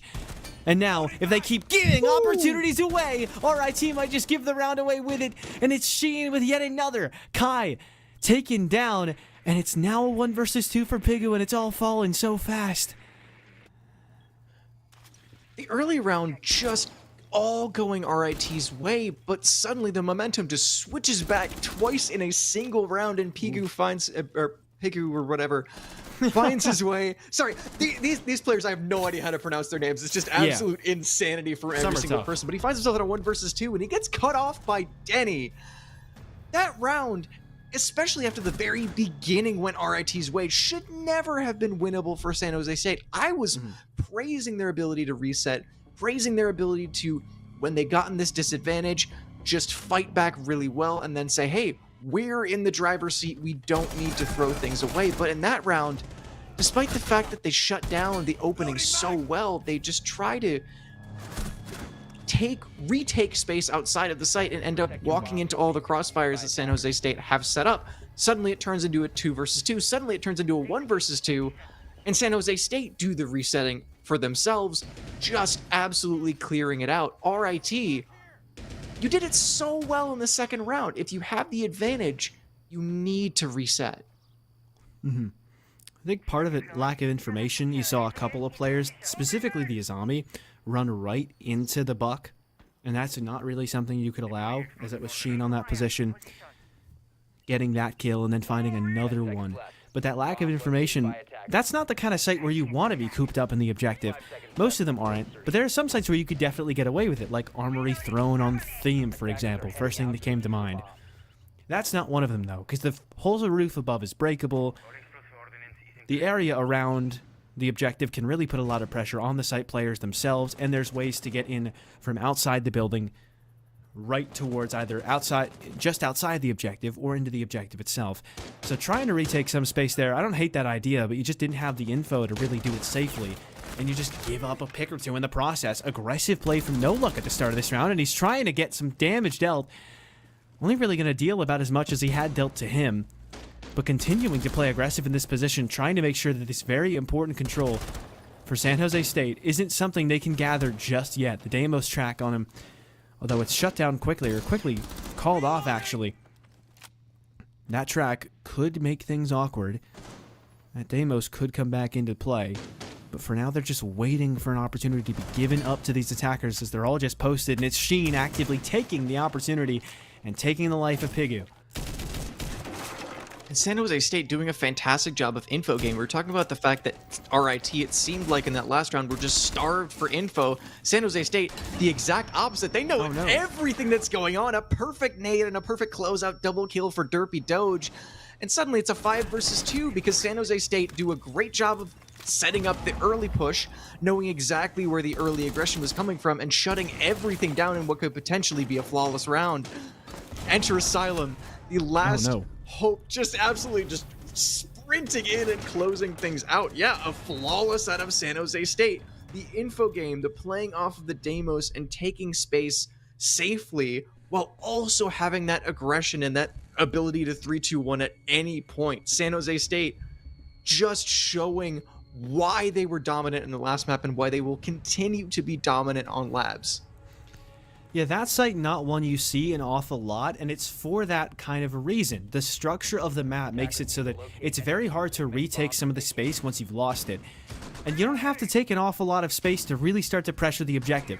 You take into lobby, you take meeting room, and then there, you've only got a couple of choke points to watch to make sure that isn't retaken. There's the door into connector, which is a choke point, and then there's the 90 hallway, which is relatively easy to watch. You could see that RIT were set up to try and watch those angles, but they were just getting pressured very heavily by San Jose State. San Jose did everything they needed to. They actively took all the control that they needed. They didn't overcomplicate it.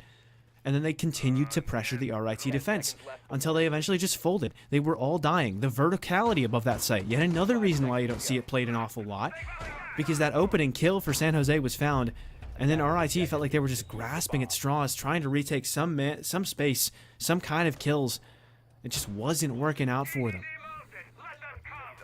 One of the things that I find a little bit puzzling about RIT's defense is the fact that, despite the fact that San Jose are bringing a relatively static operator lineup, being one singular main hard breach, potentially a secondary hard breach, a buck, usually a Grim or some info operator, and then a shield. They're doing that every single time. RIT don't have anything specifically to either counter the vertical play or counter the blitz. Maybe the Capcan is a little bit designed to counter that, but they don't have anything like a Legion or any specifically like entire trap centric defensive lineups to super counter this blitz on every single level. That could potentially point to the fact that they have defaults that they really want to stick to, or the fact that they are just a rigid team, but either way it's not working out for you. You have to kind of shake up the strat book and really press San Jose State aggressively where they're playing, and they are consistently playing that blitz. Aggressive play here from Kai, and they're ready for him to be in this position. And he's about to get pushed out on the connector wall. As that gets opened up, he needs to run away, and somehow he's allowed to get out. Please do not take that fight. They have an ACOG and you don't. You are not really favored in that spot. And this would just be over-aggression, giving that kill up to San Jose State. But instead, nothing dealt quite yet. Blitz makes his way towards the bottom of water stairs, and that's a very common spot you see the blitzes go. On water, you can walk up more of a hallway, though very good angles set up here by RIT. And this is one of the sites where the blitz won't really hurt you too much, but Pyro, once you see them there, you can't keep trying to barricade that. Meister's going to get another one. Good trade back, at least from Kai, to take down Sheen on an aggressive run out, and the blitz tries to make his way into the site, but he's almost getting punished for it. I say almost because he lost a lot of health, but not quite all of it. No Look at least going to go 1-for-1 as Kai with a great shot, making another, and it might be a 4K, 1 versus 3 for Kai. He's on 16 health. But the Grim on 37. Kai actually didn't know where Grim was until Derpy Doge shot out that recent thing of bees to give away where his position was yet again, to try and prevent the re-up on that aggression from Kai, but he's going to get aggressive somewhere else. And that's been his real X factor this round. The surprise factor has constantly been going his way, and the Jaeger going to actually give up where he is. Derpy Doge wants to play aggressive, wants to play it fast, but Kai actually escapes to the other objective and is playing this the way you would expect it. But given that he was just spotted up so close, maybe not expected here, but no, gives away where he is. Now good info there, and the info taken away from the defense so they won't know his approach. And Derpy Doge knows he's trapped in the corner, but Kai swings out with perfect timing. A 1 versus 3, and somehow, some way, he's made it work. What a beautiful round to keep RIT competitive. There's no way that he should be allowed to get away with that. San Jose State doing everything perfectly, just checklist throughout that round. They get the opening pick.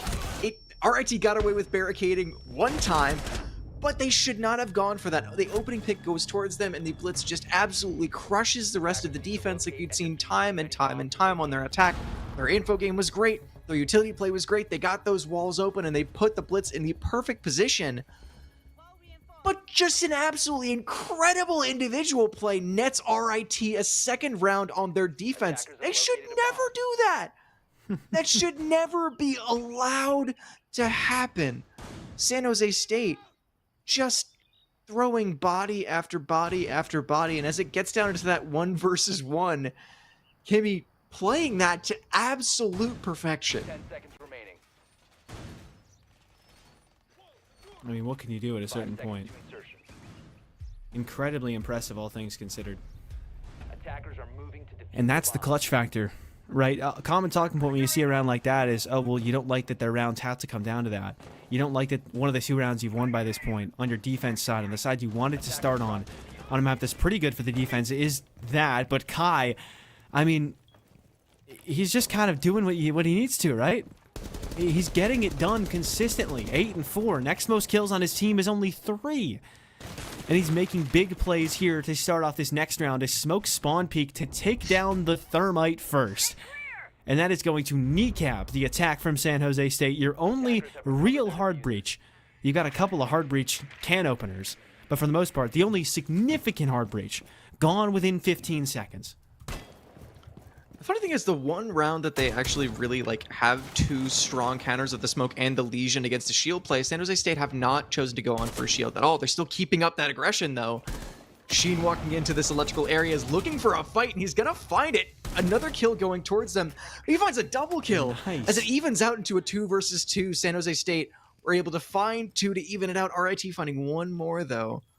So we find ourselves at equal man count as it gets to a minute 45 and things slow down just a little bit more. I'd be shocked if Kai didn't continue to play aggressively and just keep egoing San Jose, because he's at 8 and 4 right now, and individually we know he can just take on 3 players at once from San Jose.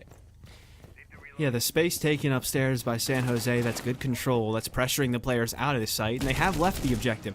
Pyro, the only one really left in an objective, and they're trying their hardest to, through the floor, kill Kai, but he's left on 4 HP. And that would have been an influential kill to find. You haven't quite killed him just yet, but it's still solid. It's still really good damage, good information gathered as well, as it's 2 players towards that side of the map. Now they've got the Azami locked in their sights, and Pyro should be taken down soon. And that's exactly what happens. Enter Asylum being big in terms of his impact. Deimos or Blitz, he can still make it happen all the same, and now only 50 seconds left, and San Jose State needs to start to work their way towards this objective soon. They did a great job of working the vert though. That's all that you can really ask of your vertical players, is to get a man advantage before you go down into the execute. And Sheen is continuing to stay up here, because at this man advantage, he can not only just play for a kill like he is right now, but could potentially be the spoiler for a perfect post plant if the other 2 members of San Jose State end up going for this execute and getting it down. One on the tracker, another one spotted in vending, though taken down just after. But now the Deimos himself knows exactly where to find Kai. He's on 4 HP, and though he still has an extra smoke canister in pocket, this should not be a winnable position for Smoke, though the last round shouldn't have been either. Sheen gonna get the plant down, and that smoke will at least shut off one sight line, but it's not gonna matter because Sheen's got a second, and the Buck will see clearly. Smoke or not, Smoke himself gets smoked, and a 4-2 lead coming out of the attacks for San Jose. Despite some fantastic individual play from Kai, a 4-2 half going towards your attack is really not a great look, especially on Labs. We were talking at the very beginning of RIT being on this defensive half of what is a defensive map, and potentially a map that maybe many teams don't have super structured, super default takes on already, at the collegiate level at least. So San Jose State going to the second half with a strong advantage, and if you look towards the previous map, being absolutely fantastic on their defense, as well as kind of abusing shields on their attack. It's going to be tough for RIT to fight back from this disadvantage, to get them back into a winnable spot, and to not just rely so heavily on the individual play from one singular player. 10 seconds to insertion. 5 seconds to go. Things not really looking good for RIT, all things considered. Attackers are The attacks, not really where you can reliably get 4 rounds, and that's the minimum they need to keep themselves alive. They would need 5 to win it out in regulation, and all of that just to force a map number 3. I'm hoping they at least win 1, so we don't get 7-2 cursed literally all day. But it seems like that might just happen. That'd be San nuts. Jose, it would be really funny too, because it's specifically 7-2. Like, not just every map was a wash. Every map was literally 7-2. That'd be kind of crazy. And San Jose, with a lot of presence all across the map, again, pretty typical for these basement defenses. What we saw San Jose do about it when RIT did it was hit the site directly. This time around, RIT, they want to go after this roam head on. But the problem with RIT's attack and the problem with their operator lineup is it's a lot of kind of utility, hit main wall, or kind of clear other small pieces of utility. There's not a ton of specifically info operators, and that really hurts them at this point, despite the fact that they find a good trade and have taken a ton of space. I was talking about them potentially not being able to hold these cutoffs and not being able to find these players, but they know exactly where Denny is. A C4 coming through the floor, but they don't full clear the corner. They assume that he's gone, and yes, the info game is going to be the downfall of RIT. 4 versus 2. A player in a corner and a C4 through a floor in San Jose are looking down the barrel of another dominant round. RIT's struggling, safe to say. Breaching charge on the hash to try and make some kind of a play into Freezer, get some kind of control back. They're not even hot dropping it though, as the rest of the team seemingly falling back down. Sheen was on vending stairs, so he was kind of playing it a bit more passive, though wants to get aggressive now that he's heard the hatch get opened up into Freezer. That's just around the corner from him. Yet RIT still haven't even dropped it. They're outside the building, both of them. Outside of this, oh, excuse me, outside of the second floor, no less. So, actively doing a whole lot of nothing. And San Jose State are just going to fall back to the site itself. And because they have a 2-player advantage, not only do they have an advantage to leverage on the objective, but they've still got Denny as a wild card who could flank whenever they so choose. And San Jose, in spite of not really having anybody upstairs, are still scaring RIT. And as the breach charge blows, the C4 blows out from under No Luck, the last thing he'll do in this round is pull the lever on the breach. And Denny, even though he wasn't even looking, aims down and smokes Geomedy. It's gotta be over at this point, doesn't it? I was talking about it during the round, but the problem was just completely the fact that the operator lineup for RIT and the real philosophy of their attack were just so incongruent. They had an operator lineup that really pointed towards the fact that, like, okay, we have a Thatcher, we have a hard breach, we have things to kind of close down runouts to maybe get a plant down in terms of the Nomad, and also other utility to maybe be able to stop bandit tricks or anything else. But instead of doing that, they go for a full third floor clear with 0 info ops against a team like San Jose State that you saw from the previous map. You saw from their defense on border, they will just play rat corners and they will play the entirety of the map on their defense. The one... oh no, it was not border. I'm mixing them up. Out of Cafe. Still on Cafe, we saw the exact same thing. They're playing for the entirety of the map and playing these long, deep extends all the way into third floor when they were playing first floor. So for RIT, the fact that even still the one kind of semi-info operator that they've chosen to go on to is the IQ, I think is really, really not great, because for San Jose State, you're just going to play the entirety of the map, and it's not even really going to matter unless you have a Deimos or unless you have something to really pin down those roamers.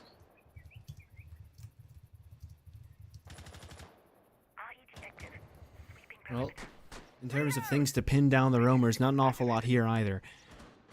Feels like they just have the goals of the boxes they need to check in mind, and not necessarily how they want to do it in terms of they want to push people out of certain spots maybe. But either way, this site not necessarily one where you need to do a ton of droning, because there's not so much you need to take control of. You can get punished for not taking the bottom floor, but just leaving a drone down there or something might be solid enough information to have there. And oh, Derpy Doge, my man. 3 consecutive. Just put it closer, man. Just a little closer. Just a little. He's trying to trick it without it getting too broad, but you should just put it down on the wall regardless. Yeah, just either way. If you're going to try that many times, just be content with it. And it's got Selma now. And the Selma's got the wall open now. So, no, he doesn't get what he wanted. Yeah, the play from him makes a ton of sense, but at the end of the day, if you have it down on that wall and both of the pieces of utility go off, that is just going to absolutely destroy the it's just going to absolutely destroy the Selmas. Instead, though, RIT have gotten the main wall open because of the misplay from San Jose State, and they've also got an opening pick on the Derpy Doge. He's just absolutely not feeling it this round. But if we've seen anything throughout the entirety of this matchup, it's not going to matter because Entry Asylum individually gets a double kill. They had a flank drone. Nobody's watching the flank drone. Oh, they're all alive. They don't want to watch a flank drone. That's not fun. I don't want to do that. Well, things are looking bad, and then enter Asylum. He kills 2 in the round. Definitely better off for San Jose State. I hope you got what I was going for there. As another kill found for RIT in response, though. So still 3 versus 3, and they're aware of the player in the corner, but can they kill him? God. No, Kai! Oh, you need to win that. There's no other way to say it. You just got to win that one, Kai. And so now, players stuck in corners, they're aware of them, but they just can't seem to flush him out. The Zofia already dead, so the concuss is not going to help. Denny's just sat up here, waiting for someone to challenge him, but they can't quite see him. The angle doesn't quite get around, and you just got to walk in and pre-fire it. Eventually, they will get the kill they wanted, and they're actually just going to let Denny die for free because they recognize it's not worth it to possibly leave it in a 1 versus 1. Just play the 1v2, play the numbers, and play to end up 6-2. It's no luck with only 5 seconds and 2 players still yet to kill. One of them up close on the chassis. Even if he won that fight, he didn't have enough time to stick to plant, and there was still somebody else who would kill him if he tried. San Jose dominating as we are 1 round away from our 4th 7-2 of the day. Despite a honestly really good early round out of RIT, it is all squandered because despite the fact that they have a flank drone, like you were talking about, with 5 players alive, you know, you could be watching flank drones, you could have a claymore or anything towards it, but you don't really want to do that because you want to push area, you want to take space, you want to be doing something actively. But it really just absolutely destroys RIT because despite the fact that they had a flank drone and had that false sense of security, Enter Asylum's just able to completely walk up those lobby stairs and destroy RIT because after that too, despite the early round pick of RIT and another one that happens in the fray, that's still a 3 versus 3 with Enter Asylum having the phantom pressure of being absolutely everywhere on the map, and RIT still forced to push through the entirety of the hold from San Jose State. It's just small mistakes time after time. Maybe it's watching a flank drone the last round. Maybe it's not expecting a swing or not playing info ops or not reading the defense properly on their site holds. But it's just mistake after mistake after mistake. And it's match point for San Jose State on their second map. You talked about it before, but we could possibly see an entire night of 7-2s. Well, Jomity's certainly going to try to prevent it. Boss G on attack is normally odd. You see it a lot on Vigil. But that's because you can kind of dictate the pace at which you can take fights maybe a little better. You could try and catch someone isolated. Meanwhile, on Dokkaebi, there's a solid chance you could swing into a lot more people than you would like to. Not really have jurisdiction over that. And thus the Boss G kind of feels like it's a limitation, especially when the Mark 14 is very good. But hey, it's what he wants to play with. So I won't be the fun police in this case. Is Derpy Doge? Oh, get dumpstered. Kaizai's back on it. Or Kaimiz. It'd be really sad if his name is Kaimiz or something. We've just been calling him Kai the whole time, but well, you know what isn't sad? Him getting an opening pick, as the plant is already going down for no look. We just forgot we had an objective. And I think Meitster's starting to realize, wait a minute, they're in the middle of the site. That's where it's a problem to have the Boss G nearly losing his life because of it, but the case is down. Under the guise of smoke, they get it. And under the guise of smoke, no luck, will continue to get kills, but the smoke's still standing. And here comes Meitster, trying to make the play, hoping nobody's on the window. And it's a gambit that might pay off, because they don't think nobody's there, but eventually gets dropped on. The hatch player of Pyro makes it work, and eventually he'll get to Denny dead last, and RIT will make sure that we don't see 4 straight complete washes of a map and get at least 1 round on both sides of the map. At the very beginning of the round, that looked like something that would play out very normally. A few gunfights taken towards lobby, an opening pick for RIT. You'd think, okay, this could go any number of ways, but it'll be between the kind of range of normal that we've seen from this matchup. You know, opening pick going towards RIT, maybe a slow vertical play that either sees them getting even more picks and kind of steamrolling into an eventual site take in a very normal, well-structured, we can expect what will happen next type of way. But nope. RIT just take that man advantage, continue to pressure towards lobby while having that be a distraction for the plant going down on site. They're able to stick that, and yeah, like you were talking about, that Boss G covering plant is a little bit of an odd play, but the cover of smoke means you don't even really need him to hit those shots. It doesn't matter because RIT just absolutely clear through the rest of site, hold crosses on the members of San Jose State, falling back from those extensions that we know that they love to play. And then all of a sudden, we've broken that curse. No more 7-2. RIT have gotten their third round. We now get 7-3. Yahoo! Maybe 7-4. Hey, oh boy. RIT are on the blitz. We could see a crazy inter-asylum round out of them. You know what? I think they're just going to go straight for the site. I don't know about you, but I feel like, given where they are, I have a sneaking suspicion they want to just hit the site hard breach directly. and a Thatcher.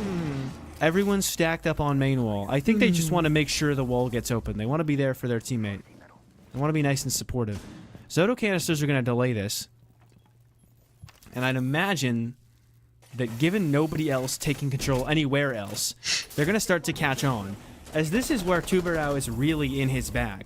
You don't need to stop the breach entirely. You kind of want them to open it up because you're all giving your teammates time to get ready for this push straight through the breach.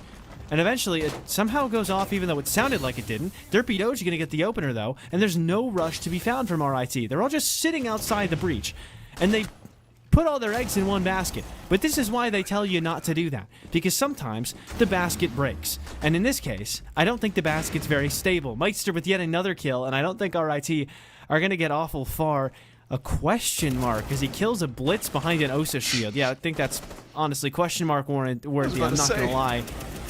Yet another one found. A double kill for Sheen. 1 versus 5 for Pigu. It's not really going so well. And it's safe to say it won't end really well for him either. If this is any indication, Enter Asylum with the one to close it. Fitting that he would do it. After how good of a map he had. Nice and quick, the close. And we do get 1-7-3 in a day full of 7-2s.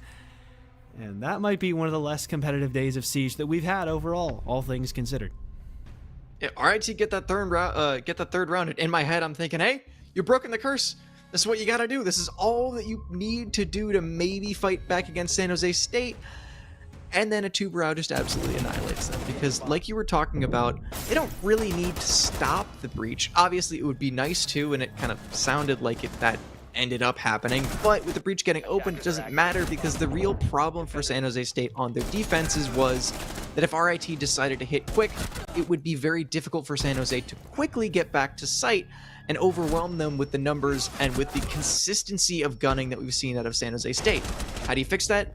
Slow down the wall. Just slow down and buy your team a little bit of time to fight the 5v5 on site. And when that happens, it's a flawless end for San Jose State. A 7-2 and a 7-3 because despite the individual heroics out of singular members of RIT, when it comes down to player for player, and when it comes down to playing together, SJSU were just dominant. They really were, right? SJSU doing a great job.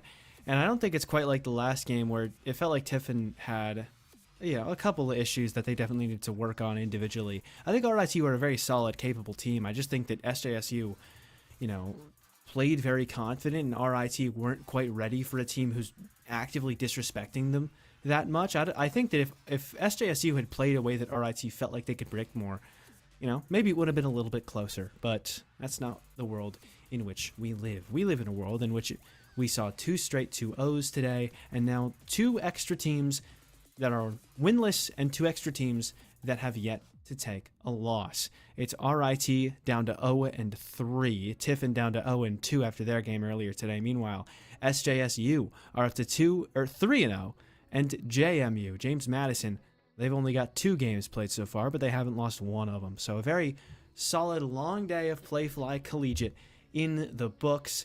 And until next week, That's all the Playfly Siege that we have for you. Please do join us next Thursday, same time, same place, maybe not same teams, and we will have another wonderful playday for you. But until then, have a great night.